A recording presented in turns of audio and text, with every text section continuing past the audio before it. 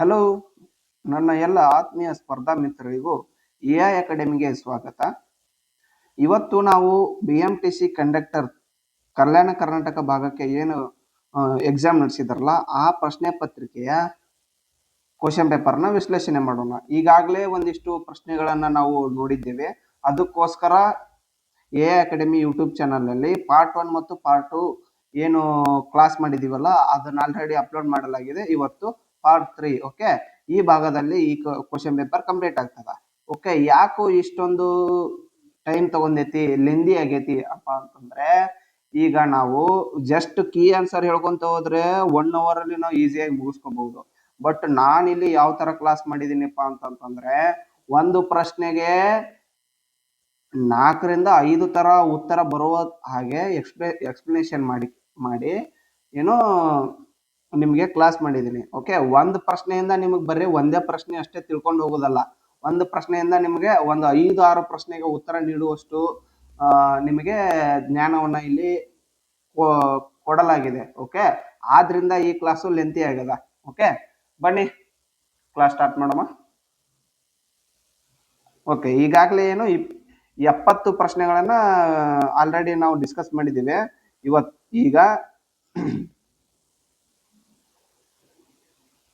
ಈಗ 71ನೇ ಪ್ರಶ್ನೆಯನ್ನ ನೋಡೋಣ. ಓಕೆ, ಈ ಕೆಳಗಿನ ಯಾವ ರಾಜ್ಯದಲ್ಲಿ ಚಿಪ್ಕೋ ಚಳವಳಿ ನಡೆಯಿತು? ಓಕೆ, ನೋಡ್ಕೊರಿ ಇಲ್ಲಿ ಆಪ್ಷನ್: ಕರ್ನಾಟಕ, ರಾಜಸ್ಥಾನ, ಉತ್ತರ ಪ್ರದೇಶ, ಹಿಮಾಚಲ ಪ್ರದೇಶ.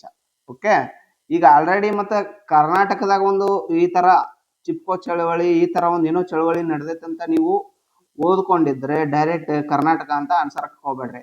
ಆಕ್ಚುಲಿ ಕರ್ನಾಟಕದಲ್ಲಿ ನಡೆದಿರುವಂತ ಚಳವಳಿ ಯಾವ್ದಪ್ಪ ಅಂತಂದ್ರೆ ಅಪ್ಕೋ ಚಳವಳಿ ರೀ. ಅದು ಅಪ್ಪಿಕೋ ಚಳವಳಿ, ಸಾರಿ ಅಪ್ಕೋ ಅಲ್ಲ, ಅಪ್ಪಿಕೋ ಚಳವಳಿ. ಓಕೆ, ದೆನ್ ನೆಕ್ಸ್ಟ್ ಚಿಪ್ಕೋ ಚಳವಳಿ ಎಲ್ಲಿ ನಡೆದೈತಪ್ಪ ಅಂತಂದ್ರೆ, ಇದಕ್ಕೆ ಸರಿಯಾದ ಉತ್ತರ ಬಂದು ಉತ್ತರ ಪ್ರದೇಶ ಅಲ್ಲ, ಉತ್ತರಾಖಂಡ ರೀ. ಇದಕ್ಕೆ ಆಕ್ಚುಲಿ ಕರೆಕ್ಟ್ ಆನ್ಸರ್. ಆಕ್ಚುಲಿ ಇದು ಮೇ ಬಿ ಏನು ಉತ್ತರ ಪ್ರದೇಶದಿಂದ ಉತ್ತರಾಖಂಡ ಡಿವೈಡ್ ಆಗೈತಿ. ಓಕೆ, ಆದ ಕಾರಣದಿಂದ ಏನಾದರೂ ಇಲ್ಲಿ ಆನ್ಸರ್ ಕೊಟ್ಟಿರಬಹುದು. ಓಕೆ, ಬನ್ನಿ. ಓಕೆ, ಇದು ಏನು ಚಿಪ್ಕೋ ಚಳವಳಿ ಅನ್ನೋದೈತಲ್ಲ, ಚಿಪ್ಕೋ ಚಳವಳಿ ಬಂದ್ಬಿಟ್ಟು 1973ರಲ್ಲಿ ಉತ್ತರಾಖಂಡನ ಎಲ್ಲಪ್ಪ ಅಂತಂತಂದ್ರೆ ಚಮೋಲಿ ಜಿಲ್ಲೆಯ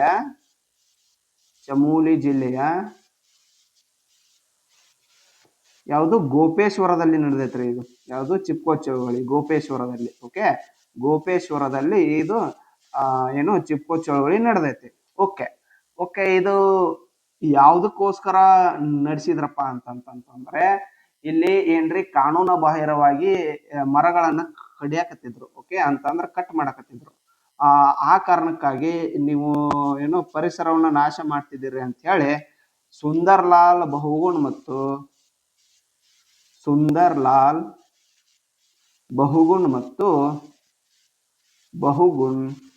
ಮತ್ತು ಚಾಂಡಿ ಪ್ರಸಾದ್ ಭಟ್ ಅಂತೇಳಿ ಬರ್ತಾರ. ಚಾಂಡಿ ಪ್ರಸಾದ್ ಭಟ್ ಅಂತ ಬರ್ತಾರ. ಓಕೆ, ಇವರ ನೇತೃತ್ವದಲ್ಲಿ ಚಿಪ್ಕೋ ಚಳವಳಿಯನ್ನ ಉತ್ತರಾಖಂಡಿನಲ್ಲಿ ನಡೆಸಿದ್ರು ಅಂತ ನಾವು ನೋಡ್ಕೋಬಹುದು. ಓಕೆ, ಅದೇ ರೀತಿಯಾಗಿ ಇಲ್ಲಿ ನಾವು ಅಪ್ಪಿಕೋ ಚಳವಳಿ ಕರ್ನಾಟಕದಲ್ಲಿ ನಡೀತಂತ ಹೇಳಿದಲ್ಲ, ಇದು ಎಷ್ಟ್ರಾಗ ನಡೀತಪ್ಪ ಅಂತಂತಂದ್ರೆ 1983ರಲ್ಲಿ ನಡೀತಿತ್ತು. ಓಕೆ, ಇದು ಎಲ್ಲಿ ನಡೀತದಪ್ಪ ಅಂದ್ರೆ ಕರ್ನಾಟಕದಲ್ಲಿ ಉತ್ತರ ಕನ್ನಡ ಜಿಲ್ಲೆಯಲ್ಲಿ ನಡೀತದ. ಇದು ಉತ್ತರ ಕನ್ನಡ ಜಿಲ್ಲೆಯಲ್ಲಿ ನಡೀತದ. ಇದರ ನೇತೃತ್ವ ವಹಿಸಿಕೊಂಡವ್ರು ಯಾರಪ್ಪ ಅಂತಂತಂದ್ರೆ ಪಾಂಡುರಂಗ್ ಹೆಗಡೆ ಅಂತ ಬರ್ತಾರ. ಪಾಂಡುರಂಗ ಹೆಗಡೆ ಅವರು ಈ ಚಿಪ್ಕೋ ಚಳವಳಿಯ ನೇತೃತ್ವವನ್ನ ವಹಿಸಿಕೊಂಡಿದ್ದರು. ಓಕೆ, ಈಗ ನಾವು ಮುಂದಿನ ಪ್ರಶ್ನೆಗೆ ಹೋಗೋಣ ಬನ್ನಿ. ಓಕೆ, ಗ್ರಾಮಗಳ ಅಭಿವೃದ್ಧಿಗೆ ಭಾರತದ ನಿಜವಾದ ಅಭಿವೃದ್ಧಿ ಎಂದು ಹೇಳಿದವರು ಯಾರು ಅಂತ ಕೇಳ್ಯಾರ. ಓಕೆ, ಈಗ ನೀವು ಆಲ್ರೆಡಿ ಇದ್ರ ಬಗ್ಗೆ ಓಕೆ ಆಪ್ಷನ್ ನೋಡ್ಕೊಂಡ್ ಬರ್ರಿ. ನೆಕ್ಸ್ಟ್ ಅದ್ರ ಬಗ್ಗೆ ಹೇಳುವ. ಓಕೆ, ಆಪ್ಷನ್ 1 ಜವಾಹರ್ಲಾಲ್ ನೆಹರು, 2 ವಿವೇಕಾನಂದರು, 3 ಮಹಾತ್ಮ ಗಾಂಧೀಜಿಯವರು, 4 ರಘುರಾಮರು. ಓಕೆ, ಇದಕ್ಕೆ ಸರಿಯಾದ ಉತ್ತರ ಮಹಾತ್ಮ ಗಾಂಧಿ. ಯಾಕಪ್ಪ ಅಂತಂತಂದ್ರೆ ನೀವು ಮಹಾತ್ಮ ಗಾಂಧೀಜಿಯವರ ಬಗ್ಗೆ ತಿಳ್ಕೊಂಡಿದ್ರಿ ಅಂದ್ರ ಅವ್ರು ಏನಂತ ಹೇಳ್ತಾರ, ಆಕ್ಚುಲಿ ಫಸ್ಟ್ ಗ್ರಾಮೀಣ ಅಭಿವೃದ್ಧಿ ಆಗ್ಬೇಕಂತ ಅವರು ಒತ್ತು ಕೊಡ್ತಾರ. ಓಕೆ, ಗ್ರಾಮೀಣ ಅಭಿವೃದ್ಧಿ ಇವರ ಒಂದು ಏನಪ್ಪಾ ಅಂತಂತಂದ್ರೆ ಗ್ರಾಮೀಣ ಅಭಿವೃದ್ಧಿ ಆಯ್ತಂತಂದ್ರೆ ಆಟೋಮೆಟಿಕ್ಲಿ ಇವಾಗ ನಮ್ಮ ನಗರ ಇದು ಏನು ಭಾರತದ ಅಭಿವೃದ್ಧಿ ಆಗ್ತದ ಅಂತ ಹೇಳಿ ಅವರು ಹೇಳಿಕೆಯನ್ನ ಕೊಟ್ಟಾರ. ಓಕೆ ಓಕೆ ನೆಕ್ಸ್ಟ್, ಈ ಕೆಳಗಿನವುಗಳಲ್ಲಿ ಯಾವುದು ಹೆಣ್ಣು ಮಕ್ಕಳ ಶಿಕ್ಷಣವನ್ನು ಸುಧಾರಿಸುವ ಯೋಜನೆ ಅಲ್ಲ ಅಂತ ಕೇಳಿದ್ದಾರೆ. ಓಕೆ, ನೀವಿಲ್ಲಿ ಯೋಜನೆ ಹೌದು ಯೋಜನೆ ಅಂತ ಕೇಳುವುದು, ಇಲ್ಲಿ ಅಲ್ಲ ಅಂತ ಕೇಳಿದಾರ. ಇದನ್ನ ನೀವು ನೋಡ್ಕೋಬೇಕಾಗತ್ತ. Okay okay options: Beti Bachao Beti Padhao, Kasturba Gandhi Balika Vidyalaya, lordly ಬೆಹನ್ ಯೋಜನೆ, ಪ್ರಧಾನ ಮಂತ್ರಿ ಮಾತೃವಂದನಾ ಯೋಜನೆ. ಓಕೆ, ಪ್ರಧಾನ ಮಂತ್ರಿ ಮಾತೃವಂದನಾ ಯೋಜನೆ. ಓಕೆ, ಇದಕ್ಕೆ ಸರಿಯಾದ ಉತ್ತರ ಯಾವ್ದಪ್ಪ ಅಂತಂದ್ರೆ ಪ್ರಧಾನ ಮಂತ್ರಿ ಮಾತೃವಂದನಾ ಯೋಜನೆ ಐತಲ್ಲ, ಇದಕ್ಕೆ ಸರಿಯಾದ ಉತ್ತರ. ಓಕೆ, ನೋಡ್ಕೊಂಬರ್ರಿ. ಓಕೆ, ಈ ಪ್ರಧಾನ ಮಂತ್ರಿ ಇದೇನು ಪ್ರಧಾನ ಮಂತ್ರಿ ಮಾತೃವಂದನಾ ಯೋಜನೆ ಐತಲ್ಲಪ್ಪ, ಇದು ಗರ್ಭಿಣಿ ಮಹಿಳೆಯರಿಗೆ, ಯಾರಿಗೆ? ಗರ್ಭಿಣಿ ಮಹಿಳೆಯರಿಗೆ. ಓಕೆ, ಯಾರು? ಶಿಕ್ಷಣಕ್ಕಾಗಿ ಅಲ್ಲಿದು ಗರ್ಭಿಣಿ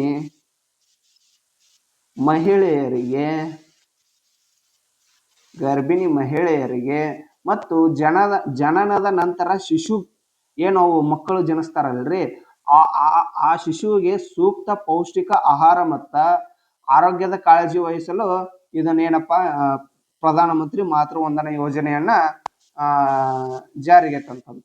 ಶಿಶುಗಳಿಗೆ ಪೌಷ್ಟಿಕ ಆಹಾರ ನೀಡ್ತಾರ. ಮತ್ತ ವಾಪಸ್ ಏನು ಅವ್ರದ್ದು ಏನಪ್ಪಾ ಅಂತಂತಂದ್ರೆ ಆರೋಗ್ಯದ ಬಗ್ಗೆ ಕಾಳಜಿ ವಹಿಸೋದಕ್ಕೋಸ್ಕರ ಪ್ರಧಾನ ಮಂತ್ರಿ ಮಾತೃವಂದನಾ ಯೋಜನೆಯನ್ನ ಜಾರಿಗೆ ತರ್ತಾರ. ಓಕೆ, ಈ ಪ್ರಧಾನ ಮಂತ್ರಿ ಮಾತೃವಂದನಾ ಯೋಜನೆಯ ಮೂಲಕ ಗರ್ಭಿಣಿ ಮಹಿಳೆಯರಿಗೆ ಇಲ್ಲಿ ಐತಲ್ಲ, ಓಕೆ 5,000 ಹಣವನ್ನ ಬಿಡುಗಡೆ ಮಾಡ್ತಾರ. 5,000 ರು ಯಾರು ಕೇಂದ್ರ ಸರ್ಕಾರದಿಂದ ಬಿಡುಗಡೆ ಆಗ್ತದ. ನೀವು ನೋಡ್ಕೋಬಹುದು. ಓಕೆ, ದ ನೆಕ್ಸ್ಟ್ ಮುಂದಿನ ಪ್ರಶ್ನೆ, ಜಾಗತಿಕ ಹಸಿವು ಸೂಚ್ಯಂಕ. ಓಕೆ, ಜಾಗತಿಕ ಹಸಿವು ಸೂಚ್ಯಂಕ 2023ರಲ್ಲಿ ಭಾರತದ ಸ್ಥಾನ ಯಾವುದು ಅಂತ ಕೇಳ್ಯಾರ ಇಲ್ಲಿ. ಓಕೆ, ಇದು ಕರೆಂಟ್ ಅಫೇರ್ಸ್ ಪ್ರಶ್ನೆ ಆಗಿರೋದ್ರಿಂದ ನಾವು ಈಗಿಂದ ಏನೈತಿ ಅದನ್ನ ಅಪ್ಡೇಟ್ ಮಾಡ್ಕೊಂಡು ನೋಡ್ಕೋಬೇಕಾಗುತ್ತ. ಫಸ್ಟ್ ಆಪ್ಷನ್ ನೋಡಂಬರ್ರಿ, 111ನೇ ಸ್ಥಾನ, 115ನೇ ಸ್ಥಾನ, 114ನೇ ಸ್ಥಾನ, 119ನೇ ಸ್ಥಾನ. ಓಕೆ, 2023ರಲ್ಲಿ ಏನೈತಿಲ್ಲ ಇದಕ್ಕೆ ಸರಿಯಾದ ಉತ್ತರ 111ನೇ ಸ್ಥಾನ. ಓಕೆ, ದೆನ್ 2025ರಲ್ಲಿ ಇದರದ್ದು ಸ್ಥಾನ ಎಷ್ಟೈತಪ್ಪ ಅಂತಂದ್ರೆ ಗ್ಲೋಬಲ್ ಹಂಗರ್ ಇಂಡೆಕ್ಸ್ ಅಂತ ಕರೀತಾರ. ಓಕೆ, ಜಾಗತಿಕ ಹಸಿವು ಸೂಚ್ಯಂಕಕ್ಕೆ ಇಂಗ್ಲಿಷ್ ನಲ್ಲಿ ಯಾವ ತರ ಕರೀತಾರ. ಓಕೆ, 2025ರಲ್ಲಿ ಇದರ ಸ್ಥಾನ ಎಷ್ಟೈತೆ ಅಂತಂದ್ರೆ 102ನೇ ಸ್ಥಾನಕ್ಕೆ ಬಂದಿದೆ. ಓಕೆ, ಇದು ಎಷ್ಟು 102ನೇ ಸ್ಥಾನ ಎಷ್ಟು ದೇಶಗಳ ನಡುವೆ ಅಂತಂದ್ರೆ ಔಟ್ ಆಫ್ 123 ಕಂಟ್ರೀಸ್, 123 ದೇಶಗಳ ನಡುವೆ ಇದು 102ನೇ ಸ್ಥಾನದಲ್ಲಿ ಇದೆ. ಓಕೆ, ಈಗ ಓಕೆ ಈ ಜಾಗತಿಕ ಹಸಿವು ಸೂಚ್ಯಂಕವನ್ನ ಯಾರು ಪ್ರಕಟಿಸ್ತಾರ? ಓಕೆ, ಅದು ಬೇಕಲ್ಲ. ಓಕೆ, ಅದನ್ನ ಪ್ರಕಟಿಸುವವರು ಯಾರಪ್ಪ ಅಂತಂದ್ರೆ ಅಂತಾರಾಷ್ಟ್ರೀಯ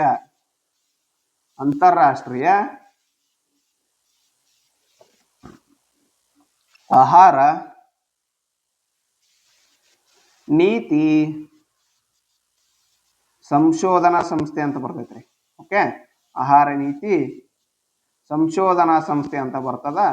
ಇದನ್ನ ಇವರು ಪ್ರಕಟಣೆ ಮಾಡ್ತಾರ. ಓಕೆ, ಯಾವಾಗಿಂತ ಪ್ರಕಟಣೆ ಮಾಡಕ ಸ್ಟಾರ್ಟ್ ಮಾಡಿದ್ರು? ಓಕೆ, 2006ರಿಂದ ಏನು ಇದನ್ನ ಗ್ಲೋಬಲ್ ಹಂಗರ್ ಇಂಡೆಕ್ಸ್ ಅನ್ನ ಪ್ರಕಟಣೆ ಮಾಡಕ್ಕೆ ಸ್ಟಾರ್ಟ್ ಮಾಡಿದ್ರು. ಓಕೆ ಓಕೆ ದೆನ್ ನೆಕ್ಸ್ಟ್ ಮುಂದಿನ ಪ್ರಶ್ನೆಯನ್ನ ನೋಡ್ಕೊಳ್ಳೋಣ ಬನ್ನಿ.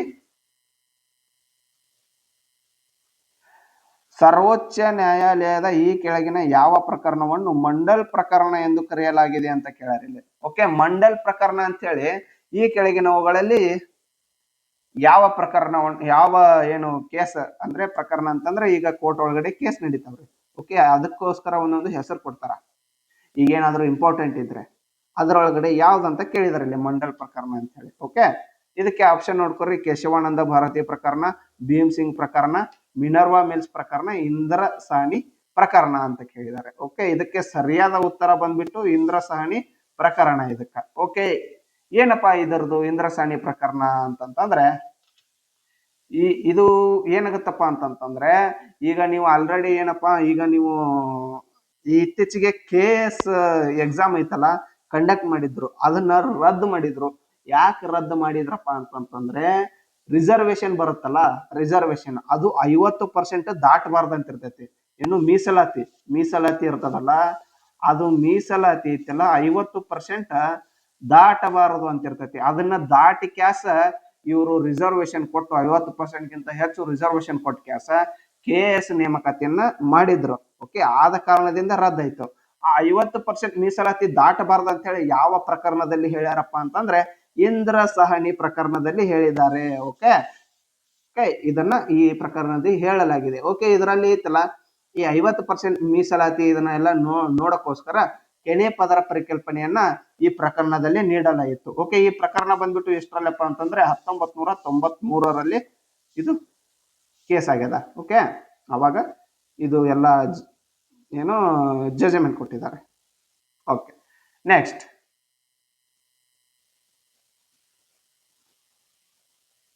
ಭಾರತ ಸಂವಿಧಾನದ ಭಾಗ 4A ನಲ್ಲಿರುವ ಒಟ್ಟು ವಿಧಿಗಳ ಸಂಖ್ಯೆ ಎಷ್ಟು ಅಂತ ಕೇಳ್ಯಾರಿಲ್ಲ.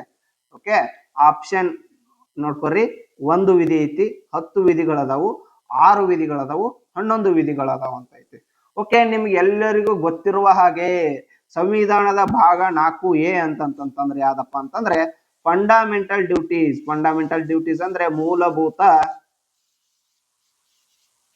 ಕರ್ತವ್ಯಗಳ ಭಾಗವಾಗಿದೆ. ಇದು ಕರ್ತವ್ಯಗಳ ಭಾಗವಾಗಿದೆ. ಓಕೆ, ಮೂಲಭೂತ ಕರ್ತವ್ಯಗಳ ಭಾಗ ಯಾವುದು? ಭಾಗ 4A.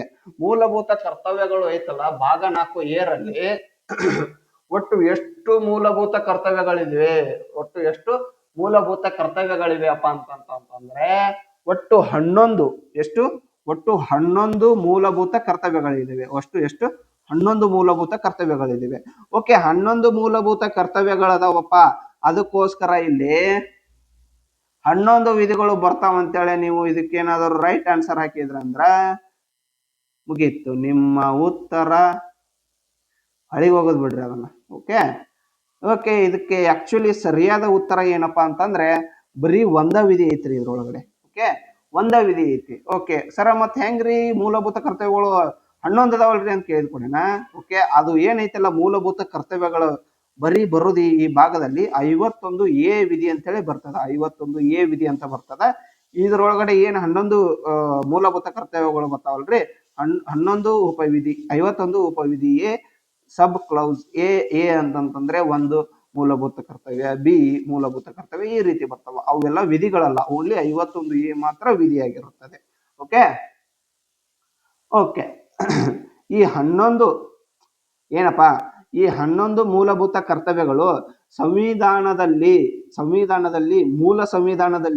ಮೂಲ ಸಂವಿಧಾನದಲ್ಲಿ ಅಂತಂತಂದ್ರ ಈಗೇನು ನಮಗ ಸಂವಿಧಾನ ರಚನೆಕಾರರು ಇದ್ರಲ್ಲ, ಸಂವಿಧಾನ ರಚನಾಕಾರರು ರಚನೆಯಾಗಿರುವಂತಹ ಅವ್ರ ಕಡೆಯಿಂದ ರಚನೆ ಆಗಿರುವಂತಹ ಸಂವಿಧಾನದಲ್ಲಿ ಇದು ಏನು ಮೂಲಭೂತ ಕರ್ತವ್ಯಗಳು ಇದ್ದು ಅಂತ ಕೇಳಿದ್ರ ಇಲ್ಲ. ಓಕೆ, ಅದು ಕೂಡ ಪ್ರಶ್ನೆ ಆಗೈತಿ. ಇದು ಮೂಲ ಸಂವಿಧಾನದಲ್ಲಿ ಮೂಲಭೂತ ಕರ್ತವ್ಯಗಳ ಭಾಗ ಇದ್ದಿದ್ದಿಲ್ಲ. ಇದನ್ನೈತಲ್ಲ ಎಲ್ಲಿಂತ ರಷ್ಯಾದಿಂದ ಬಾರೋ ಮಾಡ್ಕೊಂಡಾರ. ರಷ್ಯಾದಿಂದ ಬಾರೋ ಮಾಡ್ಕೊಂಡಾರ ಅಂದ್ರೆ ತೆಗೆದು ಅಲ್ಲಿಂದ ಎರವಲು ಪಡ್ಕೊಂಡಾರ. ಇದನ್ನ ಏನು ಮೂಲಭೂತ ಕರ್ತವ್ಯಗಳ ಭಾಗವನ್ನ. ಓಕೆ, ಇದನ್ನ ಯಾವಾಗ ಆಡ್ ಮಾಡಿದ್ರಪ್ಪ ಅಂತಂದ್ರೆ 42ನೇ ತಿದ್ದುಪಡಿ ಆಗತ್ತೆ ನೋಡ್ರಿ. 42nd ಅಮೆಂಡ್ಮೆಂಟ್ ತಿದ್ದುಪಡಿ ಅಮೆಂಡ್ಮೆಂಟ್ ಆಗತ್ತಲ್ಲ, ಅದು ಎಷ್ಟರಲ್ಲಿ ಆಗತ್ತೆ ಅಂದ್ರೆ 1976ರಲ್ಲಿ ಆಗತ್ತ. ಓಕೆ, ಆ ಟೈಮ್ನಲ್ಲಿ ಒಟ್ಟು 10 ಫಂಡಮೆಂಟಲ್ ಡ್ಯೂಟೀಸ್ ಅನ್ನ ಆಡ್ ಮಾಡ್ಕೊಂಡಿದ್ರು. ಓಕೆ, ದೆನ್ ಇಲ್ಲಿ 11 ಅಂತ ಹೇಳ್ತೀರಿ ಅಂದ್ರೆ 11ನೇ ಫಂಡಮೆಂಟಲ್ ಡ್ಯೂಟಿ ಆಡ್ ಆಗಿದ್ದು ಯಾವಾಗಪ್ಪ ಅಂತಂತಂದ್ರೆ 2002ರಲ್ಲಿ ಎಷ್ಟು 86ನೇ ತಿದ್ದುಪಡಿ ಆಗತ್ತ, 86th ಅಮೆಂಡ್ಮೆಂಟ್. ಓಕೆ, ಅವಾಗ ಇದು ಏನು 11ನೇ ಮೂಲಭೂತ ಕರ್ತವ್ಯವನ್ನು ಎರವಲು ಪಡೆದುಕೊಳ್ಳಲಾಗಿದೆ. ಓಕೆ, ಮುಂದಿನ ಪ್ರಶ್ನೆ ಹೋಗೋಣ ಬನ್ನಿ. ವಿ ಪ್ಯಾಟ್ ನ ವಿಸ್ತೃತ ರೂಪ ಏನಂತ ಕೇಳಿದ್ದಾರೆ ಇಲ್ಲಿ.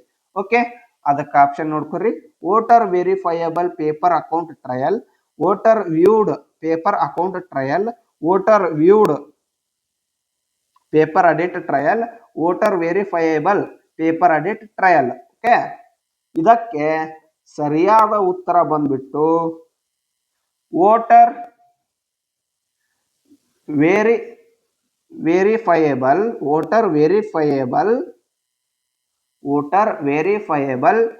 Paper audit trail. ಇಲ್ಲಿ ನೋಡ್ರಿ, ಜಸ್ಟ್ ಇಲ್ಲಿ ಅಕೌಂಟ್ ಐತಿ, ಇಲ್ಲಿ ಅಡಿಟ್ ಐತಿ.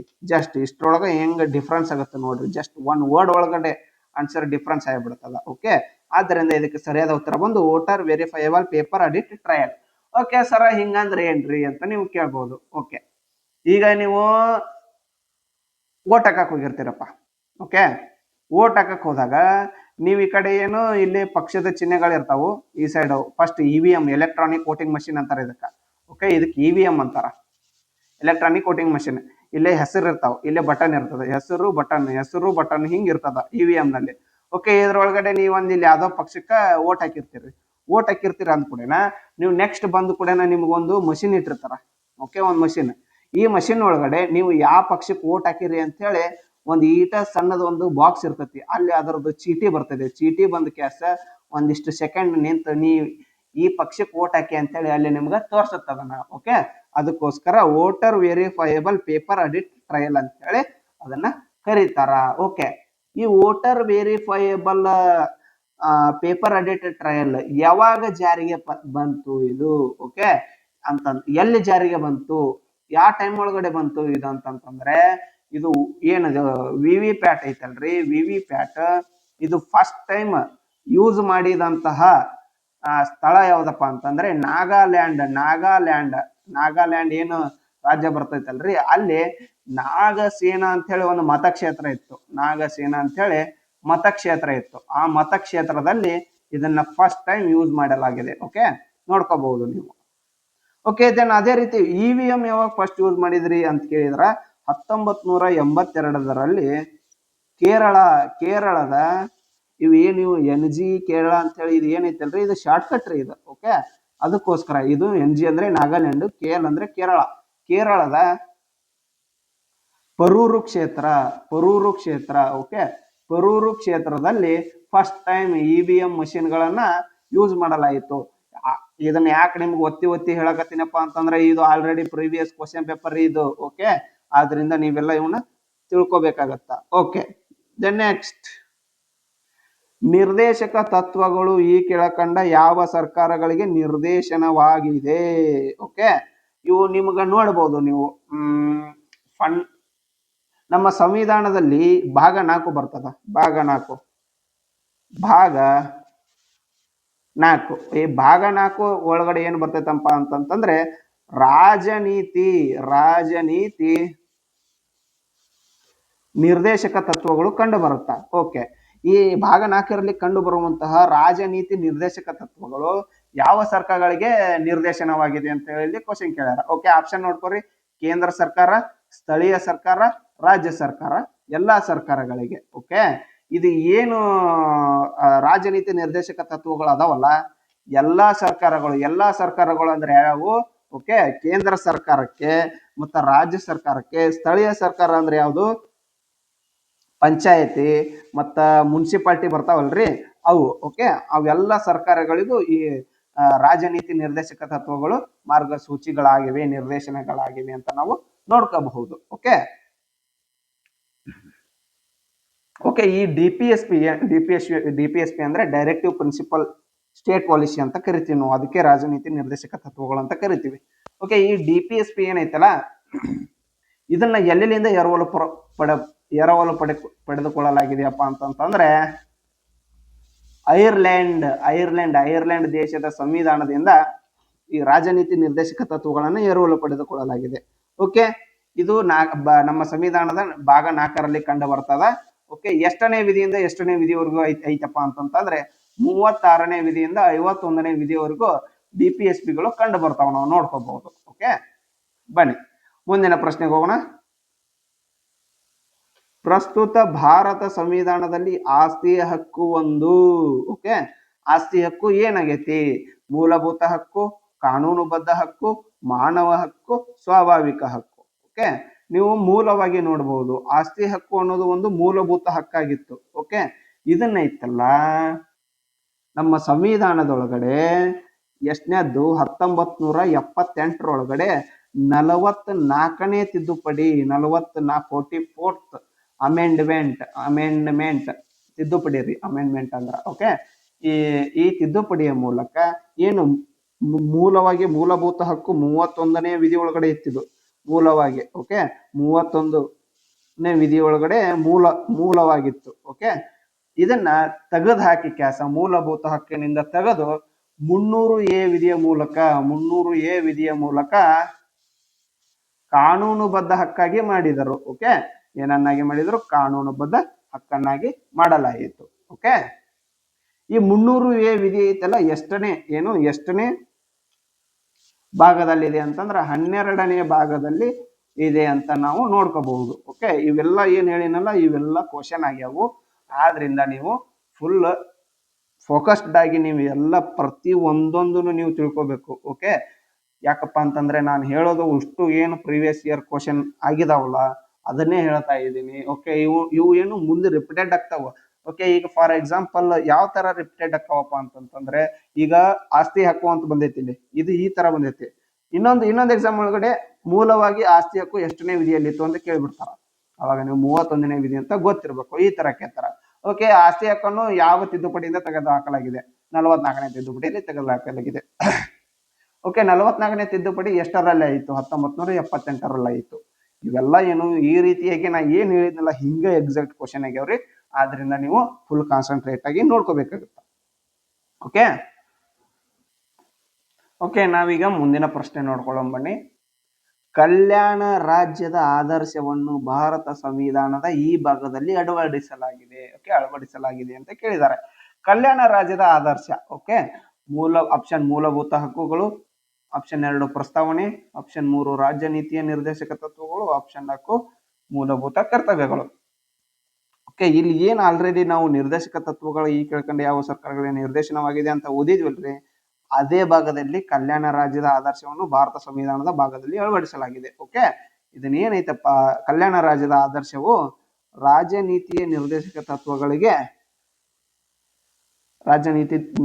ತತ್ವಗಳ ಭಾಗದಲ್ಲಿ ನಾವು ಇದನ್ನ ಕಲ್ಯಾಣ ರಾಜ್ಯದ ಆದರ್ಶವನ್ನು ನೋಡಬಹುದು. ಓಕೆ, DPSP ಅಂತಂತಂದ್ರಿ ಏನಂತ ನಿಮ್ಗೆ ಹೇಳ್ಬಿಡ್ತೀನಿ ನೋಡ್ರಿ. ಇಲ್ಲಿ ಆಲ್ರೆಡಿ ಅದರ ಬಗ್ಗೆ ನಿಮ್ಗೆ ಎಲ್ಲ ಇನ್ಫಾರ್ಮೇಶನ್ ಕೊಟ್ಟಿನಿ. ಓಕೆ, ಈಗ ಏನು 30ರಿಂದ 51ನೇ ವಿಧಿಗಳದಾವಲ್ಲ. ಓಕೆ, ಈಗ ಫಾರ್ ಎಕ್ಸಾಂಪಲ್ ಈಗ ಕೇಂದ್ರ ಸರ್ಕಾರ, ರಾಜ್ಯ ಸರ್ಕಾರ, ಸ್ಥಳೀಯ ಸರ್ಕಾರ ಇವೇನದಾವಲ್ಲ, ಇವೆಲ್ಲ ಐತಲ್ಲಪ್ಪ. ಈಗ ಒಂದು ಯೋಜನೆ ತರಬೇಕಪ್ಪ ಅಂತಂತಂದ್ರೆ, ಓಕೆ, ಆ ಯೋಜನೆಗಳು ಜನರ ಏಳಿಗೆಗಾಗಿ. ಓಕೆ, ಈಗ ನಾವು ಏನಪ್ಪಾ, ಈಗ ಒಂದು ಕಲ್ಯಾಣ ರಾಜ್ಯ ಅಂತಂತಂದ್ರೆ ಒಂದು ಈಗ ನಮ್ಮ ರಾಜ್ಯದ ಉನ್ನತ ಮಟ್ಟಕ್ಕೆ ಏರುವಂತಹ ಯೋಜನೆಗಳನ್ನ ನಾವು ತರಬೇಕಪ್ಪ ಅಂತ ಹೇಳಿ ನಮ್ಮ ರಾಜ್ಯ ನೀತಿ ನಿರ್ದೇಶಕ ತತ್ವಗಳ ಭಾಗದಲ್ಲಿ ಕಾಣಬಹುದಾಗಿದೆ. ಓಕೆ, ಮುಂದಿನ ಪ್ರಶ್ನೆಗೆ ಹೋಗೋಣ. ರಾಜ್ಯಗಳ ಪುನರ್ವಿಂಗಡಣಾ ಆಯೋಗದ ಅಧ್ಯಕ್ಷರು ಯಾರಾಗಿದ್ದರು? ಇದರದ್ದು ರಾಜ್ಯಗಳ ಪುನರ್ವಿಂಗಡಣಾ ಆಯೋಗದ. ಓಕೆ, ನೀವು ಇದನ್ನ ನೋಡಬಹುದು. ರಾಜ್ಯಗಳ ಪುನರ್ವಿಂಗಡಣಾ ಆಯೋಗದ ಅಧ್ಯಕ್ಷರು ಅಂತಂತಂದ್ರೆ, ಈ ರಾಜ್ಯ ಪುನರ್ವಿಂಗಡಣಾ ಆಯೋಗ ಯಾವಾಗ ಕಂಡು ಬರ್ತದ ಅಂತಂತಂದ್ರೆ, ಈಗ ಏನಪ್ಪಾ ಇದು 1953 ಇದೇನು 1948ರಿಂದ ಸ್ಟಾರ್ಟ್ ಆಕವ್ರಿ ಇವು. ಓಕೆ, ಭಾಷಾವಾರು ಪ್ರಾಂತ್ಯಗಳ ವಿಂಗಡಣೆ ಮಾಡ್ಬೇಕಂತ ಹೇಳಿ ಕೂಗು ಕೇಳಿ ಬರ್ತದ. ಯಾವಾಗಪ್ಪ ಅಂತಂತಂದ್ರೆ, ಇದು ಏನು ನಮ್ಮ ಸ್ವಾತಂತ್ರ್ಯ ಸಿಗುತ್ತದಲ್ಲ ನಮ್ಮ ದೇಶಕ್ಕೆ, ಅದಾದ್ಮೇಲೆ ನಮಗ ರಾಜ್ಯಗಳನ್ನ ಭಾಷೆಗಳ ಆಧಾರದ ಮೇಲೆ ನೀವು ವಿಂಗಡಣೆ ಮಾಡ್ಬೇಕಂತ ಹೇಳಿ ಬರ್ತದ. ಆ ಟೈಮ್ ಒಳಗಡೆ ಎಲ್ಲ ಭಾಷಾವಾರು ಪ್ರಾಂತ್ಯ ಏನು ಎಲ್ಲ ಒಂದ್ 2-3 ಕಮಿಟಿ ಬರ್ತಾವ.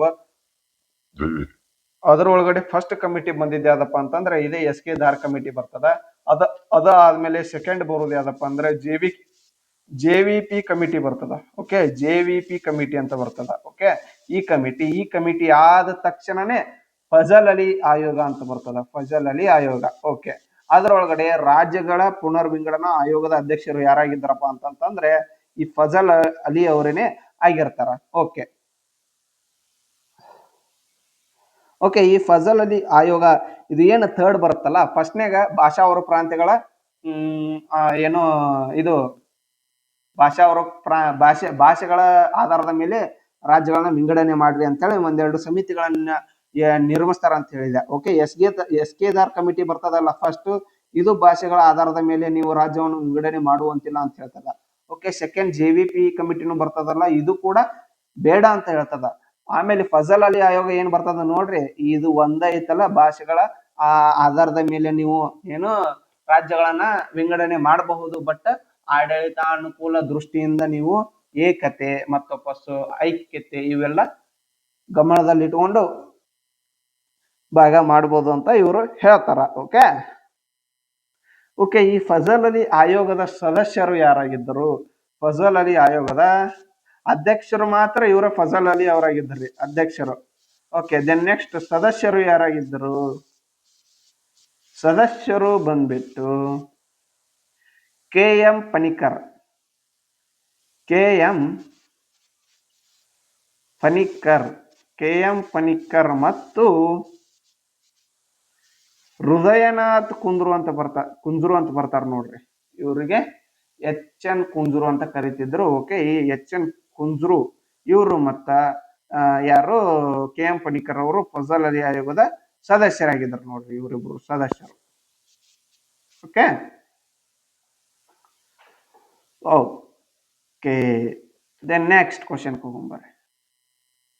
74ನೇ ತಿದ್ದುಪಡಿಯ ಮೂಲಕ ಭಾರತದ ಸಂವಿಧಾನಕ್ಕೆ ಸೇರಿಸಲಾದ ಭಾಗ ಯಾವುದು ಅಂತ ಹೇಳಿ ಪ್ರಶ್ನೆಯನ್ನ ಕೇಳಿದಾರ. ಓಕೆ, 74ನೇ ತಿದ್ದುಪಡಿ ಮೂಲಕ ಭಾರತ ಸಂವಿಧಾನಕ್ಕೆ ಸೇರಿಸಲಾದ ಭಾಗ ಯಾವುದು? ಆಪ್ಷನ್ 1 22ನೇ ಭಾಗ, ಆಪ್ಷನ್ 2 9A ಭಾಗ, ಆಪ್ಷನ್ 3 10ನೇ ಭಾಗ, ಆಪ್ಷನ್ 4 12ನೇ ಭಾಗ. ನಿಮ್ಗೊಂದು ಇಲ್ಲಿ ಈಸಿ ಆಗಿರುವಂತಹ ಕೇಳ್ಬಿಡ್ತೀನಿ ನೋಡ್ರಿ. ಇವೇನು ತಿದ್ದುಪಡಿ ಮೂಲಕ ಭಾರತದ ಸಂವಿಧಾನಕ್ಕೆ ಸೇರಿಸಲಾದ ಭಾಗ ಅಂತ ಬಂತಂತಿಕೋರಿ.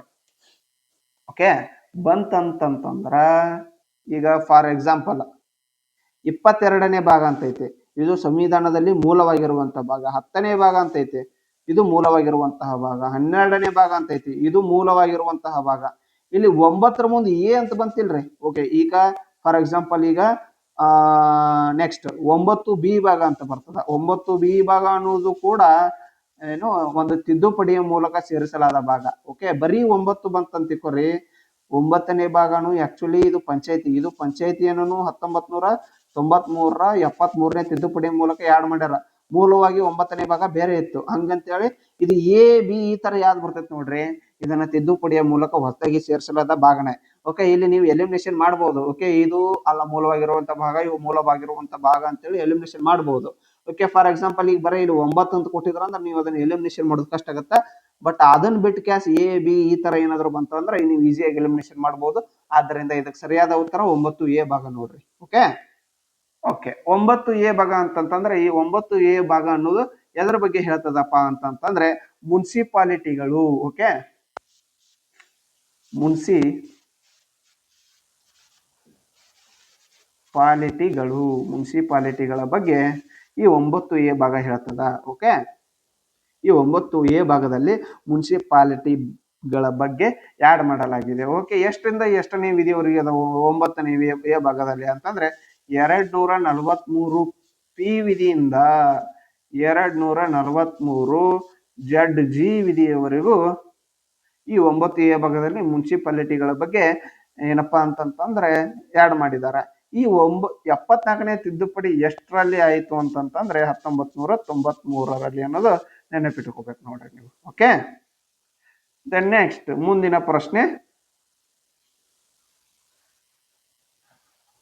2024-25ನೇ ಸಾಲಿನ ಕರ್ನಾಟಕ ಬಜೆಟ್ ನಲ್ಲಿ ಜಾರಿಗೆ ತಂದ ಅನ್ನ ಸುವಿಧಾ ಕಾರ್ಯಕ್ರಮಕ್ಕೆ ಸಂಬಂಧಿಸಿದಂತೆ ಈ ಕೆಳಗಿನ ಯಾವ ಹೇಳಿಕೆ ಸರಿಯಾಗಿದೆ? ಓಕೆ, ಯಾವುದು ಅಂತ ಕೇಳರಿಲ್ಲ ಅವರು, ಅದನ್ನ ನೋಡ್ಕೊರಿ ಫಸ್ಟ್. ಅನ್ನ ಸುವಿಧಾ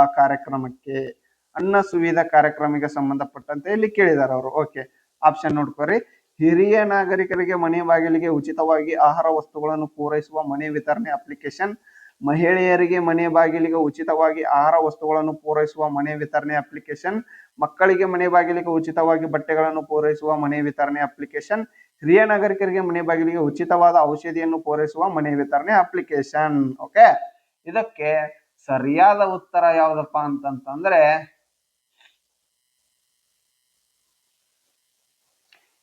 ಸರಿಯಾದ ಉತ್ತರ ಹಿರಿಯ ನಾಗರಿಕರಿಗೆ ಮನೆ ಬಾಗಿಲಿಗೆ ಉಚಿತವಾಗಿ ಆಹಾರ ವಸ್ತುಗಳನ್ನು ಪೂರೈಸುವ ಮನೆ ವಿತರಣೆ ಅಪ್ಲಿಕೇಶನ್ ಇದಕ್ಕೆ ಸರಿಯಾದ ಉತ್ತರ ಅಂತ ನಾವು ಅಂದ್ರೆ ಆಕ್ಚುಲಿ ಇದು ಆಹಾರ ವಸ್ತು ಅಂತಂದ್ರೆ ಪಡಿತರ ಚೀಟಿಗಳು ಬರ್ತಾವಲ್ರಿ. ಫಾರ್ ಎಕ್ಸಾಂಪಲ್ ಈಗ ಅಕ್ಕಿ, ಗೋಧಿ, ಏನು ರೇಷನ್ ಬರ್ತದಲ್ಲ, ರೇಷನ್ ಅನ್ನ ತಲುಪಿಸುವಂತದ್ದು ಇದು. Okay, ration.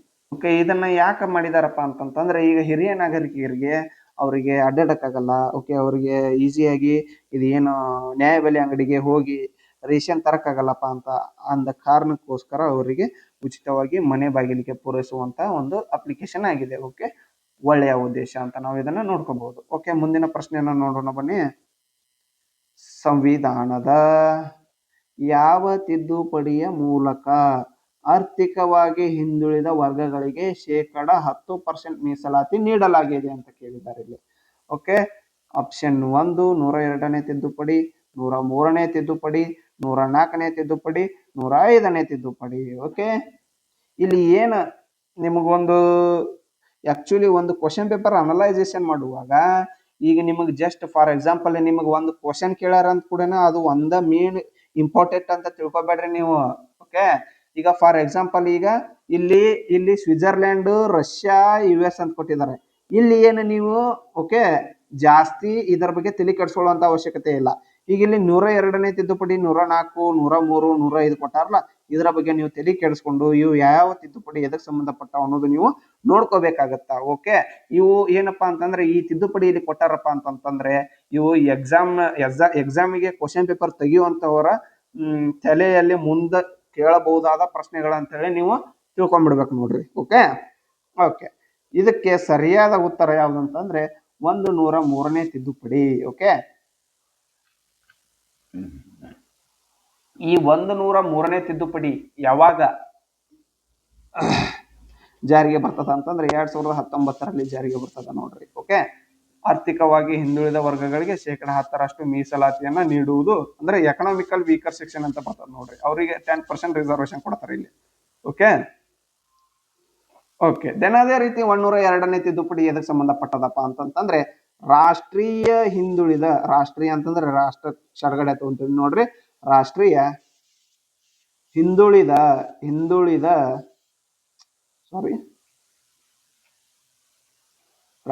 ಹಿಂದುಳಿದ ವರ್ಗಗಳ ಆಯೋಗ ಅಂತ ಬರ್ತದ್ರಿ. ವರ್ಗಗಳ ಆಯೋಗ ಅಂತ ಕಂಡು ಬರ್ತದ. ಓಕೆ, ಇದಕ್ಕೆ ಏನ್ ಮಾಡಿದ್ರು ರಾಷ್ಟ್ರೀಯ ಸ್ಥಾನಮಾನ ಕೊಟ್ಟರು ನೋಡ್ರಿ. ರಾಷ್ಟ್ರೀಯ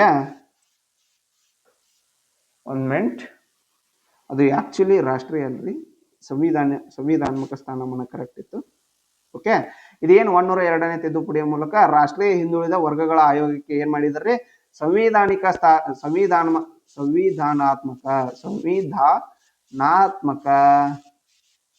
ಸ್ಥಾನಮಾನವನ್ನ ಕಲ್ಪಿಸಲಾಗಿದೆ. ಓಕೆ, ಸ್ಥಾನಮಾನವನ್ನ ಕಲ್ಪಿಸಲಾಗಿದೆ. ಓಕೆ, ದೆನ್ ನೆಕ್ಸ್ಟ್ ಅದೇ ರೀತಿ 104ನೇ ತಿದ್ದುಪಡಿ ಅಂತಂದ್ರೆ ಏನು ಅಂತ ನೀವು ಕೇಳ್ಕೋಬಹುದು. ಇಲ್ಲಿ ಏನನ್ನ ಜಾರಿಗೆ ತಂದ್ರು ಅಂತ ನೋಡಿದ್ರೆ ನಿಮ್ಗ ಈಗ ಆಲ್ರೆಡಿ ನೀವು ಮೊದಲ ಪೂರ್ತಿ ನೀವು ಸಿಲೆಬಸ್ ಓದ್ಕೊಂಡಿದ್ರಿಂದ ನಿಮ್ಗ ಸಂವಿಧಾನದ ಒಳಗಡೆ ಮೂಲವಾಗಿ ಆಂಗ್ಲೋ ಇಂಡಿಯನ್ನರ ನಾಮಕರಣ ಅಂತ ಮಾಡ್ತಿದ್ರು. ಆಂಗ್ಲೋ ಇಂಡಿಯನ್ನರ ನಾಮಕರಣ. ಓಕೆ, ಆಂಗ್ಲೋ ಇಂಡಿಯನ್ನರ ನಾಮಕರಣ ಅಂತ ಮಾಡ್ತಿದ್ರು. ನಾಮಕರಣ ಅಂತಂದ್ರೆ ಎಲ್ಲಿ ನಾಮಕರಣ ಮಾಡ್ತಿದ್ರಿ? ಇವ್ರಿಗೆ ಹೆಸರು ಇಡೋದಲ್ರಿ. ಓಕೆ, ನಾಮಕರಣ ಅಂದ ತಕ್ಷಣ ಏನಪ್ಪಾ ಅಂತಂದ್ರೆ ವಿಧಾನಸಭೆ ಒಳಗಡೆ ಮತ್ತೆ ಲೋಕಸಭೆ ಒಳಗಡೆ ಇವರಿಗೆ ಇಷ್ಟು ಸೀಟ್ ಅಂತ ಹೇಳಿ ರಿಸರ್ವ್ ಇದ್ದು. ಓಕೆ, ಅದನ್ನ ಏನ್ ಮಾಡಿದ್ರು ರದ್ದು ಮಾಡಿದ್ರು ನೋಡ್ರಿ ಈ ಯಾವುದು 104ನೇ ತಿದ್ದುಪಡಿಯ ಮೂಲಕ. ಮತ್ ಇದ್ರ ಜೊತೆ ಇನ್ನೊಂದು ಏನಾಗತ್ತಪ್ಪ ಅಂತಂದ್ರೆ SC ಮತ್ತು ST ದವರಿಗೆ ಇದು ಏನು ರಿಸರ್ವೇಶನ್ ಐತಲ್ರಿ ಇನ್ನೂ 10 ವರ್ಷವನ್ನ ವಿಸ್ತರಿಸಲಾಯಿತು. ನೋಡ್ರಿ ಇಲ್ಲಿ 104ನೇ ತಿದ್ದುಪಡಿ ಮೂಲಕ. ನೆಕ್ಸ್ಟ್ 105ನೇ ತಿದ್ದುಪಡಿ. 105ನೇ ತಿದ್ದುಪಡಿ ಅದಕ್ಕೆ ಸಂಬಂಧಪಡತಪ್ಪ ಅಂತಂತಂದ್ರೆ ಇವೇನು ನಮ್ಮ ರಾಜ್ಯಗಳು, ಓಕೆ, ಈ ಕರ್ನಾಟಕ ಸರ್ಕಾರ, ಆಂಧ್ರ ಪ್ರದೇಶ ಸರ್ಕಾರ, ತಮಿಳುನಾಡು ಸರ್ಕಾರ, ಕೇರಳ ಸರ್ಕಾರ ಹಿಂಗೇನು ರಾಜ್ಯ ಸರ್ಕಾರಗಳದಾವಲ್ರಿ, ಅವ್ರಿಗೆ ಏನ್ ಮಾಡಿದ್ರು, ಅವರ ರಾಜ್ಯದಲ್ಲಿ ಕಂಡು ಬರುವಂತಹ ಹಿಂದುಳಿದ ವರ್ಗಗಳು, ಜಾತಿಗಳನ್ನ ಗುರುತಿಸಿ ಕ್ಯಾಸ ಅವರಿಗೆ ಇತ್ತಲ್ಲ ಏನು ರಿಸರ್ವೇಶನ್ ಮೀಸಲಾತಿಯನ್ನ ಕೊಡ್ಬೇಕಲ್ಲ, ಆ ಮೀಸಲಾತಿನ ಕೊಡ್ರಿ ಅಂತ ಹೇಳಿ 105ನೇ ತಿದ್ದುಪಡಿಯ ಮೂಲಕ ಇದನ್ನ ಜಾರಿಗೆ ತಂದ್ರು. ಓಕೆ, ದೆನ್ ಅದೇ ರೀತಿ ಈಗ ಪ್ರಸ್ತುತ ಎಷ್ಟು ತಿದ್ದುಪಡಿ ಆಗ್ಯಾವಪ್ಪ ಅಂತಂದ್ರೆ ಸುದ್ದು 106 ತಿದ್ದುಪಡಿ ಆಗ್ಯಾವ ನೋಡ್ರಿ. ಓಕೆ, 106ನೇ ತಿದ್ದುಪಡಿ. ಓಕೆ, 106 ತಿದ್ದುಪಡಿ ಆಗ್ಯಾವ ಪ್ರಸ್ತುತ. ಓಕೆ, ಈ 106ನೇ ತಿದ್ದುಪಡಿ ಏನ್ ಹೇಳ್ತದ ಇದನ್ನು ನೋಡ್ಕೊಂಡ್ ಬಂದ್ಬಿಡು ಬರ್ರಿ. ಲೋಕಸಭೆ ಎಲ್.ಎಸ್ ಅಂತ ಕೊಡ್ತೀನಿ ನಾನು. ಲೋಕಸಭೆ ಮತ್ತು ವಿಧಾನಸಭೆಗಳಲ್ಲಿ ಮಹಿಳೆಯರಿಗೆ ಎಷ್ಟು 33% ಏನೈತಲ್ಲ ಸೀಟ್ ಅಂತಂದ್ರೆ ಈಗ ಎಲೆಕ್ಷನ್ ನಿಲ್ಲಕ ಅವರಿಗೆ ಸೀಟ್ ಮೀಸಲಾತಿಯಾಗಿ ಕಲ್ಪಿಸಲಾಗಿದೆ ನೋಡ್ರಿ. ಓಕೆ, ಇದು 106ನೇ ತಿದ್ದುಪಡಿ ಆಗಿದೆ. ಓಕೆ, ದ ನೆಕ್ಸ್ಟ್ ಇದು ಏನೈತಿ ಇದನ್ನೆಲ್ಲ ನೋಡ್ಕೊರಿ. ಇಲ್ಲಿ ರೇಸ್ ಮಾಡ್ತೀನಿ ನಾನು ಇದಕ್ಕೋಸ್ಕರ. ಓಕೆ, ದ ನೆಕ್ಸ್ಟ್ ಇದಕ್ಕೆ ಭಾರತ ಒಕ್ಕೂಟವು ಯಾವ ರಾಷ್ಟ್ರದ ಮಾದರಿಯನ್ನು ಆಧರಿಸಿದೆ ಅಂತೈತಿ. ಓಕೆ, ಒಕ್ಕೂಟ, ನಮ್ಮ ಭಾರತದ ಒಕ್ಕೂಟ ಯಾವ ರೀತಿ ಐತಪ್ಪ ಅಂತಂತಂದ್ರೆ, ನಮ್ಮ ಭಾರತದ ಒಕ್ಕೂಟವು ಪ್ರಬಲ ಕೇಂದ್ರವನ್ನು ಒಳಗೊಂಡಿದೆ. ಪ್ರಬಲ ಕೇಂದ್ರ ಸರ್ಕಾರವನ್ನು ಒಳಗೊಂಡಿದೆ. ಓಕೆ, ರಾಜ್ಯ ಸರ್ಕಾರ ಏನೈತಿ ಆ ರಾಜ್ಯಕ್ಕೆ ಸಂಬಂಧಪಟ್ಟಂತೆ ಆಡಳಿತವನ್ನು ನಡೆಸ್ತದ. ಓಕೆ, ಈ ರೀತಿಯಾಗಿ ನಮ್ಮ ಭಾರತದ ಒಕ್ಕೂಟದ ಮಾದರಿ ಐತಿ. ಓಕೆ, ಇದನ್ನ ಯಾವ ದೇಶದಿಂದ ಎರವಲು ಪಡ್ಕೊಳ್ಳಲಾಗಿದೆ. ಓಕೆ, ಇದನ್ನ ಯಾವ ದೇಶದ್ದು ಸೇಮ್ ಐತಪ್ಪ ಅಂತ ಇಲ್ಲಿ ಪ್ರಶ್ನೆಯನ್ನ ಕೇಳಿದ್ದಾರೆ. Okay, option 1 Switzerland, 2 USA, 3 Russia, 4 Canada. Okay, ನಮ್ಮ ಭಾರತದ ಒಕ್ಕೂಟದ ಮಾದರಿ ಕೆನಡಾ ದೇಶದ ಒಕ್ಕೂಟದ ಮಾದರಿಯನ್ನ ಹೊಂದಿದೆ ಅಂತ ನಾವು ಹೇಳ್ಬಹುದು. ಓಕೆ, ಇಲ್ಲಿ ಮುಂದಿನ ಪ್ರಶ್ನೆಯನ್ನ ನೋಡ್ಕೊರಿ. ಭಾರತ ಸಂವಿಧಾನದ ಯಾವ ವಿಧಿಯು ಹಣಕಾಸಿನ ತುರ್ತು ಪರಿಸ್ಥಿತಿಗೆ ಸಂಬಂಧಿಸಿದೆ ಅಂತೈತಿ. ಓಕೆ, ಈಗ ನಮ್ಮ ಸಂವಿಧಾನದಲ್ಲಿ ಒಟ್ಟು 3 ರೀತಿಯ ತುರ್ತು ಪರಿಸ್ಥಿತಿಗಳು ಬರ್ತಾವ. ಓಕೆ, ಅದನ್ನ ಹೇಳ್ತೀನಿ ನಿಮ್ಗೆ. First option ನೋಡ್ಕೊರಿ. 352ನೇ ವಿಧಿ, 356ನೇ ವಿಧಿ, 359ನೇ ವಿಧಿ, 360ನೇ ವಿಧಿ. ಓಕೆ, ಇದಕ್ಕೆ ಸರಿಯಾದ ಉತ್ತರ ಬಂದ್ಬಿಟ್ಟು 360ನೇ ವಿಧಿ. ಓಕೆ, ಈಗ ಇದು ಏನು ಹಣಕಾಸಿನ ತುರ್ತು ಪರಿಸ್ಥಿತಿ ಐತಲ್ರಿ, ಇದು 360ನೇ ವಿಧಿಗೆ ಸಂಬಂಧಪಟ್ಟದ. ಈಗ ಒಂದು ಟೈಪ್ ಆಯ್ತು. ಇನ್ನ 2 ಟೈಪ್ ಯಾವ ತುರ್ತು ಪರಿಸ್ಥಿತಿಗಳದಾವಪ್ಪ ಅಂತಂದ್ರೆ, ಒಂದು ರಾಷ್ಟ್ರೀಯ ತುರ್ತು ಪರಿಸ್ಥಿತಿ ಅಂತ ಕಂಡು ಬರ್ತದ. ರಾಷ್ಟ್ರೀಯ ತುರ್ತು ಪರಿಸ್ಥಿತಿ ಅಂತ ಕಂಡು ಬರ್ತದ, ಅದು 352ನೇ ವಿಧಿ. ಓಕೆ, ದೆನ್ ನೆಕ್ಸ್ಟ್ 356ನೇ ವಿಧಿ ಬರ್ತದೆ. ಇದು ರಾಜ್ಯ ತುರ್ತು ಪರಿಸ್ಥಿತಿ. ಓಕೆ, ರಾಜ್ಯ ತುರ್ತು ಪರಿಸ್ಥಿತಿಯಲ್ಲಿ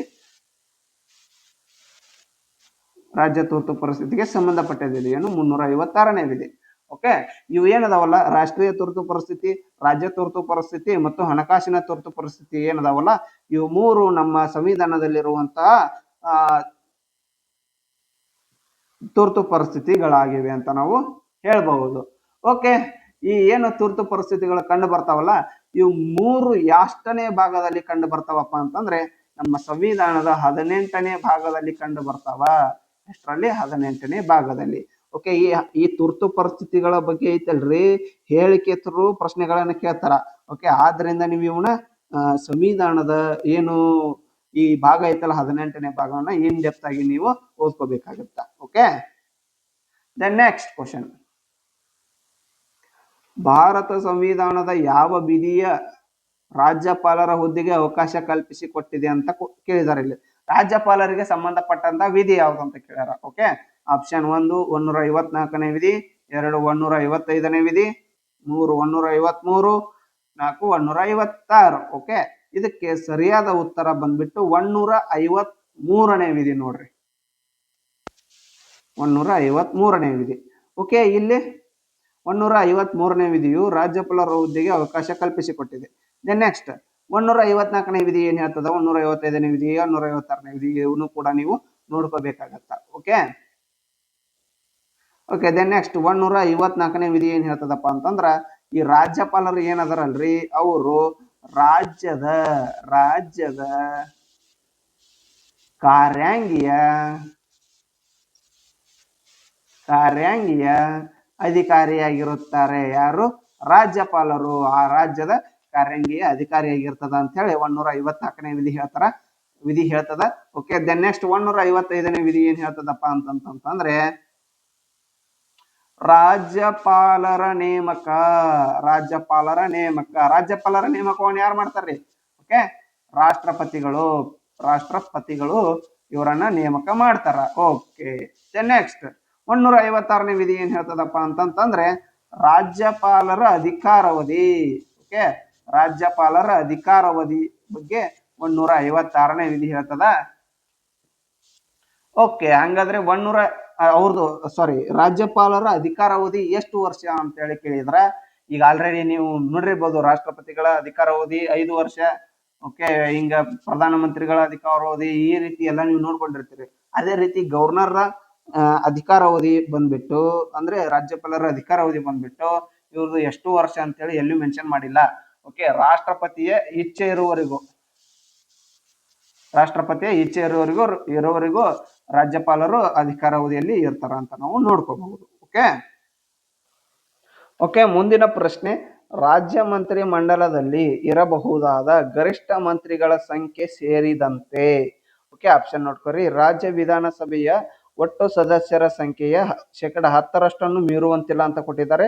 ಇಲ್ಲಿ 15% ಮೀರುವಂತಿಲ್ಲ ಅಂತ ಕೊಟ್ಟಿದ್ದಾರೆ. ಇಲ್ಲಿ ಇದು ವಿಧಾನಸಭೆನ ಐತ್ರಿ ಇಲ್ಲಿ ಎರಡು. ಇಲ್ಲಿ ಬಂದ್ಬಿಟ್ಟು ರಾಜ್ಯ ವಿಧಾನ ಪರಿಷತ್ತಿನ ಒಟ್ಟು ಸದಸ್ಯರ ಸಂಖ್ಯೆ 15% ಮೀರುವಂತಿಲ್ಲ ಅಂತ ಕೊಟ್ಟಾರ.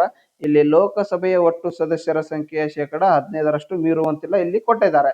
ಓಕೆ ಇಲ್ಲಿ ಆಕ್ಚುಲಿ ರಾಜ್ಯ ಮಂತ್ರಿ ಮಂಡಲದ ಕೇಳಿದ್ದಕ್ಕೋಸ್ಕರ ಲೋಕಸಭೆ ಇದಕ್ಕ ಎಲಿಮಿನೇಷನ್ ಮಾಡ್ಬೇಕು ನೀವು ಇದನ್ನ. ಓಕೆ ಇಲ್ಲಿ ಬಂದ್ಬಿಟ್ಟು ವಿಧಾನ ಪರಿಷತ್ ವಿಧಾನಸಭೆಯ ಮಾತ್ರ ಕನ್ಸಿಡರ್ ಆಗತ್ತ. ಓಕೆ ಈಗ ರಾಜ್ಯ ಮಂತ್ರಿ ಮಂಡಲದಲ್ಲಿ ಇರಬಹುದಾದ ಗರಿಷ್ಠ ಮಂತ್ರಿಗಳ ಸಂಖ್ಯೆ ಎಷ್ಟಿರ್ಬೇಕಪ್ಪ ಅಂತಂತಂದ್ರೆ ರಾಜ್ಯ ವಿಧಾನಸಭೆಯ ಒಟ್ಟು ಸದಸ್ಯರ ಸಂಖ್ಯೆಯ 15% ಮೀರುವಂತಿಲ್ಲ. ಓಕೆ ಇದು ಬರೀ ಓನ್ಲಿ ನಮ್ಮ ರಾಜ್ಯ ಮಂತ್ರಿ ಮಂಡಲದಲ್ಲಿ ಅಷ್ಟೇ ಕಂಡು ಬರ್ತದೆ, ಏನು ಸಂಸತ್ ಒಳಗಡೆ ಕಂಡು ಬರ್ತದ ಅಂತಂದ್ರೆ ಇದು ಸಂಸತ್ತಿನಲ್ಲೂ ಕೂಡ ಕಂಡು ಬರ್ತದ. ಎಲ್ಲಿ? ಲೋಕಸಭಾದಲ್ಲಿ ಇಲ್ಲೂ ಕಂಡು ಬರ್ತದ. ಓಕೆ ಇಲ್ಲಿ ಸಂಸತ್ ಏನು ರಾಜ್ಯ ಮಂತ್ರಿ ಮಂಡಲ ಅಂತ ಕೊಟ್ಟಾರಲ್ಲ, ಇಲ್ಲಿ ಸಂಸತ್ ಅಂತ ಕೊಡ್ಬೇಕು. ಸಂಸತ್ ಅಂತ ಕೊಟ್ರೆ ಇದಕ್ಕೆ ಸರಿಯಾದ ಉತ್ತರ ಇದು. ಇದನ್ನು ಕೂಡ ಆಲ್ರೆಡಿ ಪ್ರಶ್ನೆ ಕೇಳ್ಯಾರ್ರಿ. ನೀವು ಬೇಕಾದ್ರೆ ಪ್ರೀವಿಯಸ್ ಇಯರ್ ಕ್ವಶನ್ ಪೇಪರ್ ತೆಗೆದು ನೋಡ್ಕೋರಿ. ನಾ ಸುಳ್ಳು ಅಂದ್ರೆ ಬೇಕಾದ್ರೆ ಕೇಳಿರ್ಲಿಲ್ಲ ಅಂದ್ರೆ ಬಂದ್ ಕಮೆಂಟ್ ಹಾಕ್ರಿ.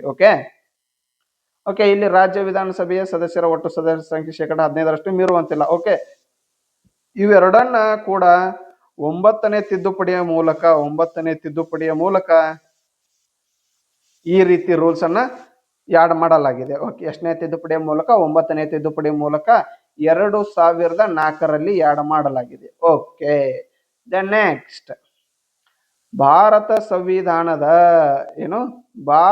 ಸಂವಿಧಾನದ ಯಾವ ವಿಧಿಯ ಪ್ರಕಾರ ರಾಜ್ಯಪಾಲರು ಸುಗ್ರೀವಾಜ್ಞೆ ಹೊರಡಿಸಬಹುದು ಅಂತ ಇಲ್ಲಿ ಕೊಟ್ಟಿದ್ದಾರೆ. Okay option ನೋಡ್ಕರಿ. 123ನೇ ವಿಧಿ, 321ನೇ ವಿಧಿ, 312ನೇ ವಿಧಿ, 213ನೇ ವಿಧಿ. ಇದಕ್ಕೆ ಸರಿಯಾದ ಉತ್ತರ 213ನೇ ವಿಧಿಯಾಗಿದೆ. ಓಕೆ ನೋಡ್ಕೊರಿ. ಇಲ್ಲಿ ರಾಜ್ಯಪಾಲರ ಸುಗ್ರೀವಾಜ್ಞೆ ಅಂತಂದ್ರೆ ಸುಗ್ರೀವಾಜ್ಞೆ ಅಂದ್ರೆ ಏನಂತ ಫಸ್ಟ್ ತಿಳ್ಕೊಂಡ್ಬರ್ರಿ. ಓಕೆ ಈಗ ಸುಗ್ರೀವಾಜ್ಞೆ ಅಂದ್ರೆ ಏನು? ಈಗ ಅಧಿವೇಶನ ಇರಂಗೇ ಇಲ್ರಿ. ಈಗ ಸದ್ಯಕ್ಕೆ ಯಾವುದು ಅಧಿವೇಶನ ಇಲ್ಲ. ಓಕೆ ಈಗ ರಾಜ್ಯಪಾಲರದ ಐತಲ್ಲ, ಈಗ ವಿಧಾನಸಭೆ ಮತ್ತು ವಿಧಾನ ಪರಿಷತ್ ಇವೆರಡು ಕೂಡ ಅಧಿವೇಶನದಲ್ಲಿ ಇಲ್ಲ. ಈಗ ಏನಾದ್ರೂ ಫುಲ್ ಅರ್ಜೆಂಟ್ ಆಗಿ ಒಂದು ಕಾಯ್ದೆ ತರಬೇಕಾಗಿರ್ತದ ಅಂತಂದ್ರೆ ರಾಜ್ಯಪಾಲರು ಸುಗ್ರೀವಾಜ್ಞೆ ಹೊರಡಿಸ್ತಾರೆ. ಈ ಸುಗ್ರೀವಾಜ್ಞೆ ಹೊರಡಿದ ತಕ್ಷಣ ಇವ್ರೇನು ವಿಧಾನಸಭೆ ಮತ್ತು ವಿಧಾನ ಪರಿಷತ್ ಅಧಿವೇಶನದಲ್ಲಿ ಕೂಡ್ತಾರ. ಓಕೆ ಆ ಅಧಿವೇಶನದಲ್ಲಿ ಕೂಡಿ ಆ ಕಾಯ್ದೆಯನ್ನ ತರಬೇಕು ತರಬಾರ್ದು ಅಂತ ಅಲ್ಲೆಲ್ಲ ಡಿಸೈಡ್ ಮಾಡ್ತಾರ. ಓಕೆ ಅದಕ್ಕೆ ಸಂಬಂಧಪಟ್ಟಂತೆ ಸುಗ್ರೀವಾಜ್ಞೆಯನ್ನ ರಾಜ್ಯಪಾಲರು 213ನೇ ವಿಧಿಯ ಪ್ರಕಾರ ಹೊರಡಿಸಬಹುದು. ಅದೇ ರೀತಿ ರಾಷ್ಟ್ರಪತಿಗಳು ಸಂಸತ್ತಿನಲ್ಲಿ ಸುಗ್ರೀವಾಜ್ಞೆ ಹೊರಡಿಸ್ಬೇಕಪ್ಪ ಅಂತಂದ್ರೆ 123ನೇ ವಿಧಿಯ ಮೂಲಕ ಪ್ರೆಸಿಡೆಂಟ್ ಅಂದ್ರೆ ರಾಷ್ಟ್ರಪತಿಯವರು ಇದನ್ನ ಸುಗ್ರೀವಾಜ್ಞೆಯನ್ನ ಹೊರಡಿಸಬಹುದು. ಓಕೆ ದೆನ್ ನೆಕ್ಸ್ಟ್, ಖಿಲಾಫತ್ ಸಮಿತಿ ಯಾವಾಗ ಅಸಹಕಾರ ಚಳವಳಿಯನ್ನು ಆರಂಭಿಸಿತು ಅಂತ ಇಲ್ಲಿ ಓಕೆ, ಇದಕ್ಕೆ ಆಪ್ಷನ್ ನೋಡ್ಕೊಂಡು ಬರ್ರಿ. 31 August 1921, 31 August 1922, 31 August 1920, 31 August 1923. Okay, ಇದಕ್ಕೆ ಸರಿಯಾದ ಉತ್ತರ ಬಂದ್ಬಿಟ್ಟು 31 ಆಗಸ್ಟ್ 1920ರಲ್ಲಿ ಖಿಲಾಫತ್ ಸಮಿತಿಯು ಅಸಹಕಾರ ಚಳವಳಿಯನ್ನ ಆರಂಭಿಸ್ತದ. ಓಕೆ, ಈ ಚಳವಳಿಯನ್ನ ಯಾಕೆ ಆರಂಭಿಸ್ತಾರಪ್ಪ ಅಂತಂದ್ರೆ ಖಿಲಾಫತ್ ಸಮಿತಿಯ ಮೂಲಕ 1919ಕ್ಕ ಫಸ್ಟ್ ವರ್ಲ್ಡ್ ವಾರ್ ಮುಗಿತೈತಿ. ಮುಗಿತೈತಿ. ಓಕೆ, ಮುಗಿದ ತಕ್ಷಣ ಏನಾಗತ್ತಪ್ಪ ಅಂತಂತಂದ್ರೆ ಟರ್ಕಿಯ ಒಳಗಡೆ ಯಾರು ಅಬ್ದುಲ್ ಮುಜಿದನ್ ಅಂತ ಹೇಳಿ ಅಬ್ದುಲ್ ಮುಜಿದನ್ ಅಂತೇಳಿ ಒಬ್ಬ ಸುಲ್ತಾನ ಇರ್ತಾನ. ಓಕೆ, ಈ ಸುಲ್ತಾನನಿಗೆ ಖಿಲಾಫತ್ ಅಂತೇಳಿ ಒಂದು ಬಿರುದು ಇರ್ತೈತಿ. ಓಕೆ, ಖಿಲಾಫತ್ ಅಂತೇಳಿ ಬಿರುದು.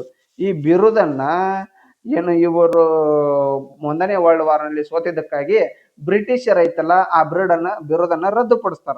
ಓಕೆ, ಆ ಕಾರಣಕ್ಕಾಗಿ ಅದನ್ನ ಪಡಿಸಬಾರದು ಅಂತ ಹೇಳಿ ಭಾರತದಲ್ಲಿ ಮುಸ್ಲಿಮರು ಖಿಲಾಫತ್ ಅಸಹಕಾರ ಚಳವಳಿಯನ್ನ ಪ್ರಾರಂಭಿಸ್ತಾರ.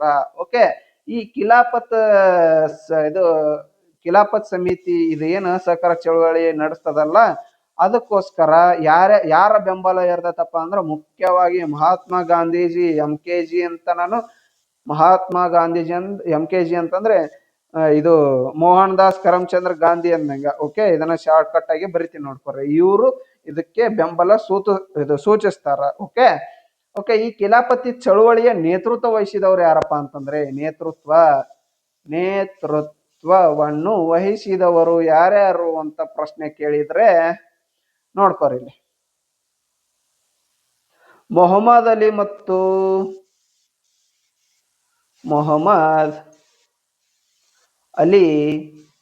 ಮತ್ತು Shaukat Ali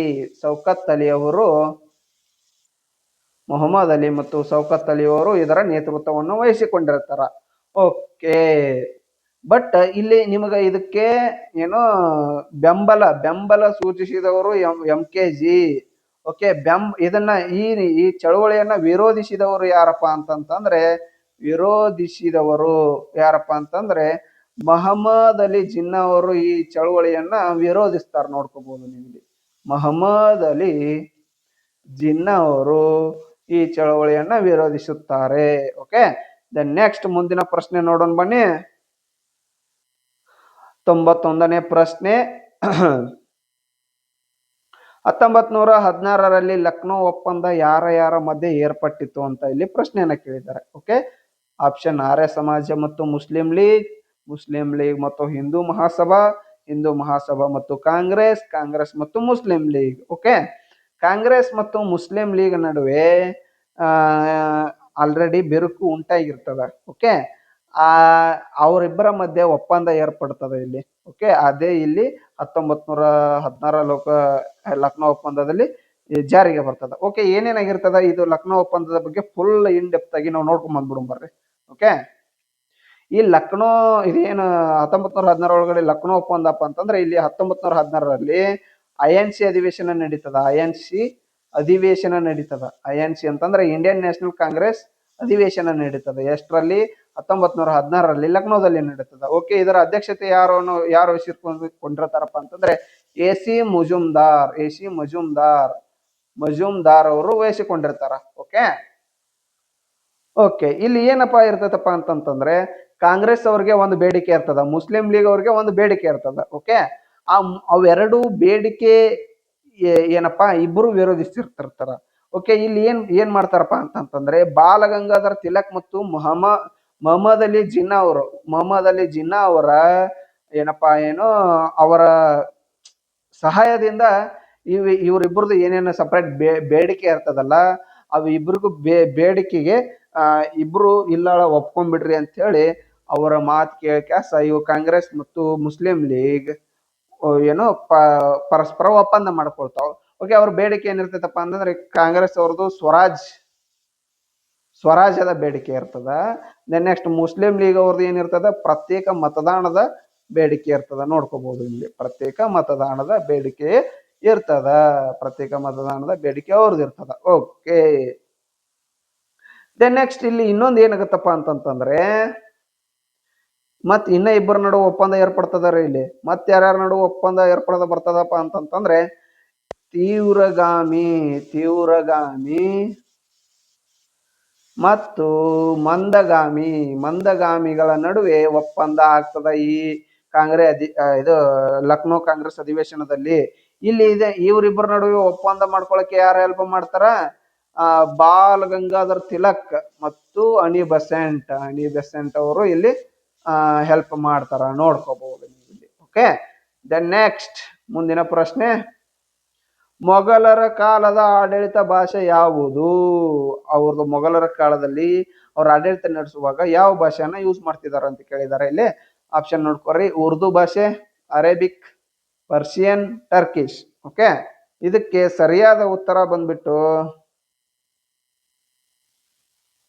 Persian. Okay, Persian ಐತಲ್ಲ, ಇವರು ಮೊಘಲರು ಏನ್ ಆಡಳಿತ ನಡೆಸ್ತಿರ್ತಾರಲ್ಲ ಅವರ ಆಡಳಿತ ಭಾಷೆ ಆಗಿರ್ತದೆ ಇದು. ಓಕೆ, ದೆನ್ ನೆಕ್ಸ್ಟ್ ಮುಂದಿನ ಪ್ರಶ್ನೆ, ಈ ಕೆಳಕಂಡವುಗಳಲ್ಲಿ ವಿಜಯನಗರ ಸಾಮ್ರಾಜ್ಯದಲ್ಲಿ ಚಲಾವಣೆಯಲ್ಲಿದ್ದ ಚಿನ್ನದ ನಾಣ್ಯ ಯಾವುದು? ಚಿನ್ನದ ನಾಣ್ಯ, ಸ್ಪೆಸಿಫಿಕ್ ಆಗಿ ಚಿನ್ನದ ನಾಣ್ಯ ಯಾವುದು ಅಂತ ಕೇಳಿದ್ದಾರೆ ಇಲ್ಲಿ. ಓಕೆ, ಆಪ್ಷನ್ ನೋಡ್ಕೊರಿ. ಪಣ, ವರಹ, ಸುವರ್ಣ, ಗದ್ಯಾನ. ಓಕೆ, ಇದರ ಬಗ್ಗೆ ಒಂದ್ ಸ್ವಲ್ಪ ಇನ್ ಡೆಪ್ತ್ ಆಗಿ ನೋಡ್ಕೊಳ್ಳೋಮ. ಓಕೆ, ಇದಕ್ಕೆ ಫಸ್ಟ್ ಸರಿಯಾದ ಉತ್ತರ ಯಾವ್ದಂತ ನೋಡ್ಕೋರಿ. ವರಹ ಮತ್ತು ಸುವರ್ಣ, ಇದು. ಓಕೆ, ಇಲ್ಲಿ ಫಾರ್ ಎಕ್ಸಾಂಪಲ್ ಇಲ್ಲಿ ನೋಡ್ಕೊರಿ ಯಾವ ರೀತಿಯಾಗಿ. ಈಗ ಮೊದಲೇನು ಇದಕ್ಕೆ ಈಗ ಸರಿಯಾದ ಉತ್ತರ ಇದರಲ್ಲಿ ಎರಡದವಪ್ಪ. ಓಕೆ, ಈ ಟೈಮ್ ಒಳಗಡೆ ಮೊದಲು ಏನ್ ಮಾಡ್ತಿದ್ರು, ಎರಡು ಇದ್ವಪ್ಪ ಅಂತಂದ್ರೆ ಗ್ರೇಸ್ ಮಾರ್ಕ್ಸ್ ಕೊಟ್ಟು ಬಿಡ್ತಿದ್ರು. ಓಕೆ, ಈಗ ಯಾವ ರೀತಿ ಕೊಡಕತ್ತಾರಪ್ಪ, ಗ್ರೇಸ್ ಮಾರ್ಕ್ಸ್ ಕೊಡಕತ್ತಿಲ್ ದೋಸ್ತ್. ಇಲ್ಲಿ ಈಗ ಏನ್ ಮಾಡಕತ್ತಾರ ಅಂತಂತಂದ್ರೆ, ಈಗ ನೀನು ಓದ್ಕೊಂಡಿರ್ತಿ ವಿಜಯನಗರದ ಚಲಾವಣೆಯಿಂದ ಚಿನ್ನದ ನಾಣ್ಯಗಳು ಯಾವ ಅಂತಂತಂದ್ರೆ ನೀವೊಂದು ಇಷ್ಟು ಚಿನ್ನದ ನಾಣ್ಯಗಳು ಓದ್ಕೊಂಡಿರ್ತಿ. ಅದ್ರೊಳಗಡೆ ವರಹ ಮತ್ತು ಸುವರ್ಣ ಎರಡೂ ಐತಿ. ಇಲ್ಲಿ ಎರಡೂ ಆಪ್ಷನ್ ಕೊಟ್ಟಾರ ಅಂತಿಕೋ. ಇಲ್ಲಿ ಆಪ್ಷನ್ ಏನು ಕೀ ಆನ್ಸರ್ ಒಳಗೆ ಯಾವ ತರ ಆನ್ಸರ್ ಕೊಡ್ತಾರ ಅಂತಂತಂದ್ರೆ ವರಹ ಮತ್ತು ಸುವರ್ಣ. ಓಕೆ, ಆಪ್ಷನ್ 2 ಆರ್ 3 ಅಂತ ಕೊಟ್ಟು ಬಿಡ್ತಾರ. ಓಕೆ, ನೀನು ಗ್ರೇಸ್ ಮಾರ್ಕ್ಸ್ ಐತಿದ ಅಂತೇಳಿ ಬಿಟ್ಟನು ಬರಂಗಿಲ್ಲ. ಒಂದ್ ಯಾವ್ದಾರ ಟಿಕ್ ಮಾರಿ ಬರಬೇಕ ನೋಡಪ್ಪ. ಹಂಗೈತಿ ಈಗ ಪ್ರಸ್ತುತ ಸ್ಥಿತಿಗತಿ. ಓಕೆ, 2 ಆರ್ 3 ಈ ಎರಡರೊಳಗೆ ಒಂದು ಆಪ್ಷನ್ ಹಾಕಿದ್ದೆ ಅಂದ್ರೆ ನಿನ್ ಸರಿಯಾದ ಉತ್ತರ ಆಗ್ಬಿಡ್ತದ. ಓಕೆ, ನೀ ಇಲ್ಲ ಇವೆರಡು ಬರ್ತಾವು ಇದನ್ನ ಗ್ರೇಸ್ ಮಾರ್ಕ್ಸ್ ಕೊಡ್ತಾರ ಅಂತೇಳಿ ಬಿಟ್ಟು ಬರಂಗಿಲ್ಲ. ಆ ರೀತಿಯಾಗಿ ಸಿಚುವೇಶನ್ ಬಂದೈತಿ ಈಗ. ಓಕೆ, ಆದ್ರಿಂದ ವರಹ ಮತ್ತು ಸುವರ್ಣ ಇವೆರಡು ಕೂಡ ವಿಜಯನಗರ ಸಾಮ್ರಾಜ್ಯದಲ್ಲಿ ಚಲಾವಣೆ ಆಗುತ್ತಿದ್ದ ಚಿನ್ನದ ನಾಣ್ಯಗಳು. ಇದರ ಜೊತೆಗೆ ಇನ್ನೂ ಒಂದು ಯಾವ್ದಿತ್ತಪ್ಪ ಅಂತಂದ್ರೆ ಪಗೋಡ ಅಂತ ಹೇಳಿ ಕೂಡ ಚಿನ್ನದ ನಾಣ್ಯ ವಿಜಯನಗರ ಸಾಮ್ರಾಜ್ಯದಲ್ಲಿ ಹೊರಡಿಸಲಾಗ್ತಿತ್ತಂತ ನೀವು ನೋಡ್ಕೋಬಹುದು. ಓಕೆ, ದೆನ್ ನೆಕ್ಸ್ಟ್ ಅದೇ ರೀತಿ ಉಳಿದಂತಹ ಬೆಳ್ಳಿ ನಾಣ್ಯ ಯಾವ್ದಂತಂದ್ರೆ ತಾರ ಅಂತ ಬರ್ತದ. ಓಕೆ, ದೆನ್ ನೆಕ್ಸ್ಟ್ ತಾಮ್ರದ ನಾಣ್ಯಗಳು ಎಲ್ಲಿ ವಿಜಯನಗರ ಸಾಮ್ರಾಜ್ಯದಲ್ಲಿ ಹೊರಡಿಸಲಾಗುವ ತಾಮ್ರದ ನಾಣ್ಯಗಳು ಯಾವ ಅಂತ ನೋಡ್ಬಿಡೋಣ ಬರ್ರಿ. ಹಣ, ದುಡ್ಡು, ಜಿತಾಲ್, ದ ನೆಕ್ಸ್ಟ್ ಕಾಸು ಅಂತ ಬರ್ತದ. ಇವು ಐತಲ್ಲ ತಾಮ್ರದ ನಾಣ್ಯಗಳು. ಎಲ್ಲಿ ಬೆಳ್ಳಿ ನಾಣ್ಯಗಳು, ಚಿನ್ನದ ನಾಣ್ಯಗಳು, ಇಷ್ಟು ಚಿನ್ನದ ನಾಣ್ಯಗಳು. ಓಕೆ, ಇವೆಲ್ಲ ಏನೈತಿ ಈಗ ಬರೀ ಚಿನ್ನದ ನಾಣ್ಯ ಕೇಳ್ಯಾರ. ಮುಂದಿನ ಪ್ರಶ್ನೆ ಒಳಗೆ ಬೆಳ್ಳಿಯ ನಾಣ್ಯ ಯಾವುದು ಅಂತ ಕೇಳ್ಬೋದು, ತಾಮ್ರದ ನಾಣ್ಯ ಯಾವ ಅಂತ ಕೇಳ್ಬೋದು. ಆದ್ರಿಂದ ನೀವು ಇಲ್ಲಿ ನೋಡ್ಕೊಂಡ್ಬಿಡೋದು ಬೆಸ್ಟ್ ಆಗ್ಬಿಡು ಅಂತ ನಾನು ಹೇಳ್ತೀನಿ. ಓಕೆ, ನೀವು ನೋಡ್ಕೋರಿ. ನಾನೀಗ ಮುಂದಿನ ಪ್ರಶ್ನೆಗೆ ಹೋಗೋಣ.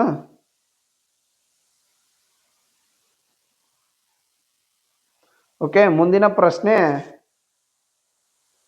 ಈ ಕೆಳಗಿನ ಯಾವ ರಾಜವಂಶವು ಈ ಕೆಳಗಿನ ಯಾವ ರಾಜವಂಶಗಳ ರಾಜರು ತಮ್ಮನ್ನು ದೇವಪುತ್ರರೆಂದು ಎಸ್ಪೆಷಲಿ ದೇವಪುತ್ರರೆಂದು ಕರೆದುಕೊಳ್ಳುತ್ತಿದ್ದರು ಅಂತ ಕೇಳಿದ್ದಾರೆ ಇಲ್ಲಿ. ಸಾರಿ. ಓಕೆ, ತಮ್ಮನ್ನೇ ಅವ್ರು ಏನದಾರಲ್ಲ ಆ ರಾಜವಂಶದ ರಾಜರು ತಮ್ಮನ್ನೇ ತಾವು ದೇವಪುತ್ರರೆಂದು ತಾವ ಕರ್ಕೊಳ್ತಿದ್ರಂತ. Okay, option ನೋಡ್ಕೊರಿ. ಮೌರ್ಯರು, ಕುಶಾನರು, ಶಾತವಾಹನರು, ಗುಪ್ತರು. ಇದಕ್ಕೆ ಸರಿಯಾದ ಉತ್ತರ ಯಾವ್ದಂತ ನೋಡ್ಕೊಳ್ಳಂಬರ್ರಿ.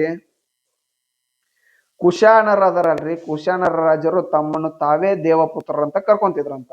ಓಕೆ, ಓಕೆ, ಆ ಕುಶಾನರ ಬಗ್ಗೆ ಒಂದಿಟ್ಟು ಏನಪ್ಪಾ ಅದಕ್ಕೆ ಅವ್ರಿಗೆ ಸಂಬಂಧಪಟ್ಟಂತಹ ಮಾಹಿತಿಯನ್ನು ನೋಡ್ಕೊಂಡ್ಬಿಡುಂಬರ್ರಿ. ಓಕೆ, ಈ ಕುಶಾನರು ಬಂದ್ಬಿಟ್ಟು ಮೂಲವಾಗಿ ಇವರು ಮಧ್ಯ ಏಷ್ಯಾದವರು ಇವರು ಮಧ್ಯ ಏಷ್ಯಾದಿಂದ ಬಂದಿರ್ತಾರೆ ಇವರು. ಮಧ್ಯ ಏಷ್ಯಾದಿಂದ ಬಂದು ಇವ್ರದ್ದು ರಾಜಧಾನಿ ಯಾವ್ದಿತ್ತು, ಇವ್ರ ಆಡಳಿತ ನಡೆಸುವಾಗ ರಾಜಧಾನಿ ಯಾವ್ದಿತ್ತು ಅಂತಂದ್ರೆ ಪೇಶಾವರ. ಈ ಪೇಶಾವರ ಪ್ರಸ್ತುತ ಎಲ್ಲಿ ಕಂಡು ಬರ್ತದ ಅಂತಂದ್ರೆ ಪಾಕಿಸ್ತಾನದೊಳಗಡೆ ಕಂಡು ಬರ್ತದ ರೀ. ಓಕೆ, ಈ ಕುಶಾನರ ಸ್ಥಾಪಕ ಯಾರಪ್ಪ ಅಂತಂತಂದ್ರೆ ಒಂದನೇ ಕಾರ್ಡ್ ಸ್ಪಿಸಿಯಸ್ ಅಂತ ನೋಡ್ರಿ. ಕಾರ್ಡ್ ಸ್ಪಿಸಿಯಸ್ ಅಂತ ಹೆಸರು ಹೆಂಗದಾವ ನೋಡ್ರಿ ಇವು. ಓಕೆ, ಮಧ್ಯ ಏಷ್ಯಾದಿಂದ ಬಂದಿರ್ತಾರೆ ಇವರು. ಇವರ ಸ್ಥಾಪಕ ಬಂದ್ಬಿಟ್ಟು ಒಂದನೇ ಕಾರ್ಡ್ ಸ್ಪಿಸಿಯಸ್. ಓಕೆ, ಈ ಕುಶಾನರ ಪ್ರಮುಖ ದೊರೆ ಯಾರಂತ ನೋಡ್ಕೊಂಡ್ಬಿಡುಂಬರ್ರಿ ಅದೊಂದು. ಓಕೆ, ಪ್ರಮುಖ ದೊರೆ ಇಲ್ಲಿ ಬರ್ಕೊಳ್ಳೋಮು. ನೆಕ್ಸ್ಟ್ ಪ್ರಶ್ನೆಗೆ ಮತ್ತ ಪ್ರಮುಖ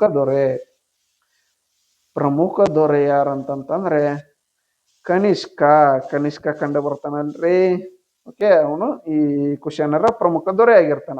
ಓಕೆ, ದೆನ್ ನೆಕ್ಸ್ಟ್ ಹಾಲ ಬರೆದಿರುವ ಗಾಥಾ ಸಪ್ತಶತಿ ಕೃತಿ ಯಾವ ಭಾಷೆಯಲ್ಲಿದೆ ನೋಡ್ಕೋಬಹುದು ನೀವಿಲ್ಲಿ. ಓಕೆ, ಆಪ್ಷನ್ 1 ಸಂಸ್ಕೃತ, 2 ತೆಲುಗು, 3 ಕನ್ನಡ, 4 ಪ್ರಾಕೃತ.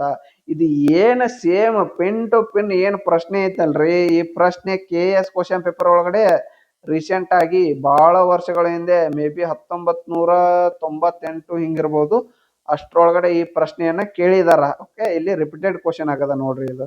ಓಕೆ, ಇದಕ್ಕೆ ಸರಿಯಾದ ಉತ್ತರ ಯಾವ್ದಂದ್ರೆ ಪ್ರಾಕೃತ ಬಂದ್ಬಿಟ್ಟು ಸರಿಯಾದ ಉತ್ತರ. ಓಕೆ,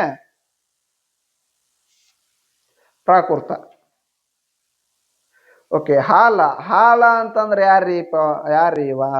ಹಾಲ ಅನ್ನುವ ಕವಿ ಏನ ಅಂತ ನೀವು ಕೇಳ್ಬೋದು. ಓಕೆ, ಇವ ಐತಲ್ರಿ ಶಾತವಾಹನರ ದೊರೆ ರೀ ಇವ. ಹಾಲ ಅನ್ನುವ ಶಾತವಾಹನರ ದೊರೆ ಆಗಿರ್ತಾನ ಇವ ಹಾಲ. ಓಕೆ, ಇವ ಹಾಲ ಬರೇ ಏನು ಗಾಥಾಸಪ್ತಮಿ ಒಂದ ಬರ್ದಾನ ನನ್ನ ಕೃತಿ ಅಂತ ಕೇಳ್ಬೋದು. ಇಲ್ಲ, ಇದ್ರ ಜೊತೆ ಇನ್ನೂ ಒಂದು ಬರ್ದಾನೆ. ಯಾವುದು? ಸಪ್ತಶಯಿ ಅಂತೇಳಿ ಅಂತೇಳಿ ಇನ್ನೊಂದು ಕೃತಿ ಬರ್ದಾನ ಇವ. ಓಕೆ, ಇವನ ಹಾಲನ ಆಸ್ಥಾನದೊಳಗಡೆ ಮತ್ ಒಬ್ಬ ಕವಿ ಇದ್ದ. ಆ ಕವಿ ಯಾರಂತಂತಂದ್ರೆ ಗುಣಾಢ್ಯ ಎಂಬವನು ಇವರ ಆಸ್ಥಾನದ ಕವಿಯಾಗಿದ್ದ. ಈ ಗುಣಾಢ್ಯನು ಒಂದು ಕೃತಿ ಬರೀತಾನ, ಅದು ಬಹಳ ಫೇಮಸ್. ಬೃಹತ್ ಕಥಾ ಬಂದ್ಬಿಟ್ಟು ಗುಣಾಢ್ಯ ಬರೆದಿರುವಂತಹ ಕೃತಿಯಾಗಿದೆ. ಇದು ಹಾಲನ ಆಸ್ಥಾನದಲ್ಲಿರುವಂತಹ ಕವಿಯಾಗಿರ್ತಾನ. ಓಕೆ, ದೆನ್ ನೆಕ್ಸ್ಟ್ ಮುಂದಿನ ಪ್ರಶ್ನೆ ನೋಡ್ಕೊಳ್ಳೋಂಬರ್ರಿ. ವಜ್ರಯಾನ ಪಂಥವು ಯಾವ ಧರ್ಮಕ್ಕೆ ಸಂಬಂಧಪಟ್ಟಿದೆ ಅಂತ ಐತಿ. ಓಕೆ, ವಜ್ರಯಾನ ಪಂಥವು ಯಾವ ಧರ್ಮಕ್ಕೆ ಸಂಬಂಧಪಟ್ಟಿದೆ? ಒಂದು ಬೌದ್ಧ ಧರ್ಮ, ಜೈನ ಧರ್ಮ, ಹಿಂದೂ ಧರ್ಮ, ಅಜೀವಿಕ ಪಂಥ. ಓಕೆ, ಇದಕ್ಕೆ ಸರಿಯಾದ ಉತ್ತರ ಬೌದ್ಧ ಧರ್ಮ. ಓಕೆ, ಇದು ಏನು ಬೌದ್ಧ ಧರ್ಮದಲ್ಲಿ ಒಟ್ಟು 3 ಪಂಥಗಳು ಬರ್ತಾವ. 3 ಪಂಥಗಳು ಕಂಡು ಬರ್ತಾವ ಇಲ್ಲಿ. ಆ 3 ಪಂಥಗಳು ಯಾವಪ್ಪ ಅಂತಂತಂದ್ರೆ ಒಂದು ಹೀನಾಯನ,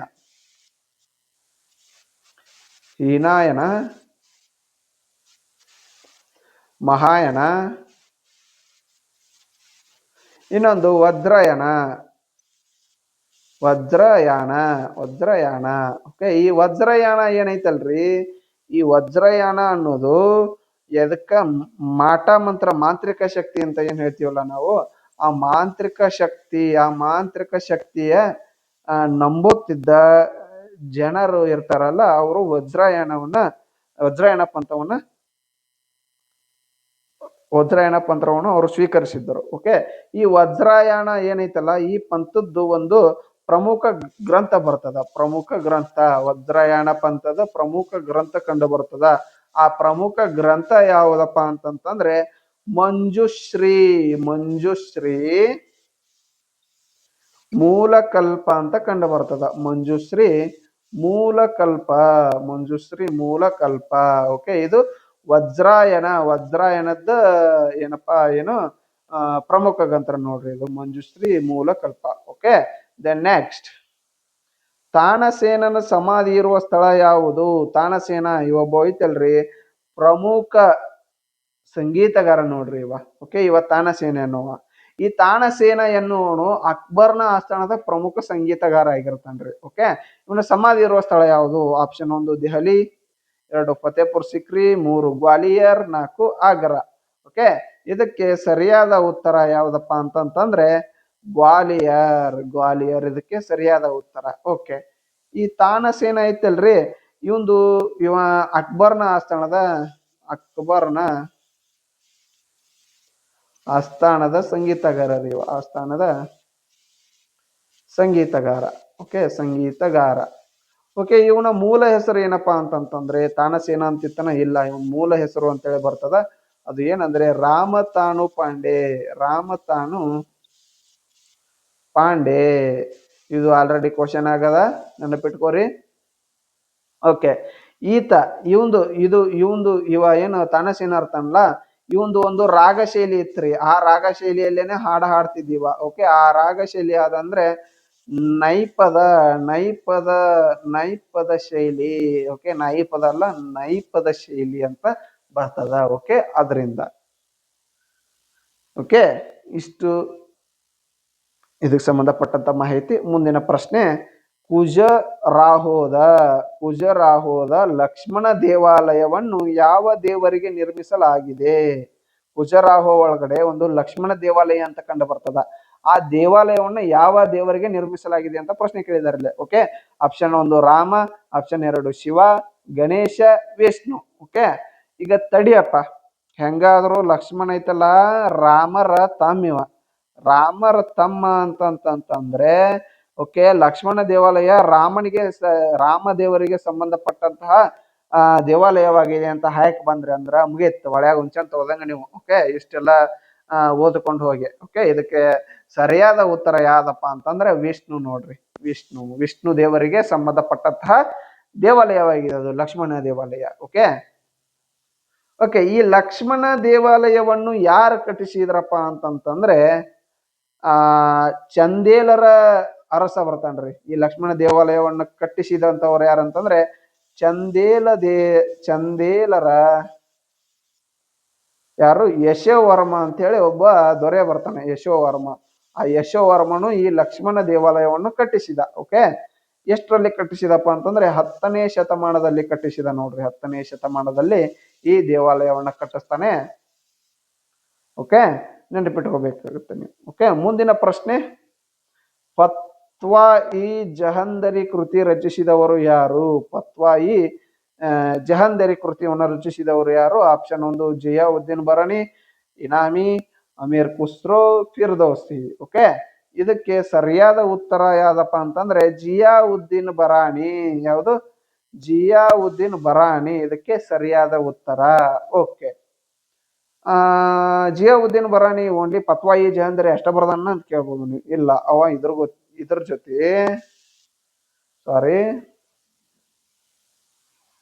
ಈ ಫತ್ವಾ-ಇ ಜಹಂದರಿ ಜೊತೆ ಇನ್ನೊಂದು ಕೃತಿ ಬರ್ದಾನ್ರಿ ಅವ.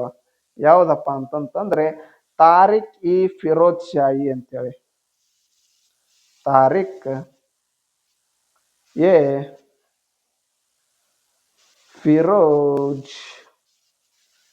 ಶಾಹಿ. ಓಕೆ, ನೆಕ್ಸ್ಟ್ ಮುಂದಿನ ಪ್ರಶ್ನೆಯನ್ನು ನೋಡೋಣ ಬನ್ನಿ. ಯಾವ ಕವಿಯನ್ನು ಕುಮಾರ ವಾಲ್ಮೀಕಿ ಎಂದು ಕರೆಯಲಾಗುತ್ತದೆ?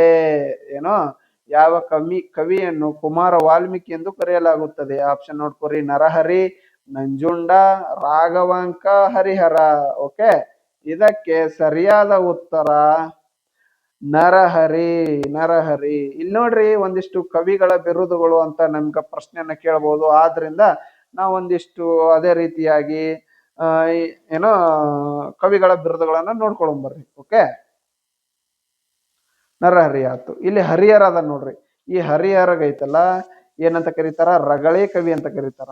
ರಗಳೆ ಕವಿ ಇವನು ಬಿರುದ್ರಿ ಇದು, ರಗಳೆ ಕವಿ ಹರಿಹರ. ಓಕೆ, ದೆನ್ ನೆಕ್ಸ್ಟ್ ಅದೇ ರೀತಿ ಚುಟುಕು ಬ್ರಹ್ಮ ಅಂತ ಕರೀತಾರೆ. ಯಾರಿಗೆ? ದಿನಕರ ದೇಸಾಯಿ ಅವರಿಗೆ. ದಿನಕರ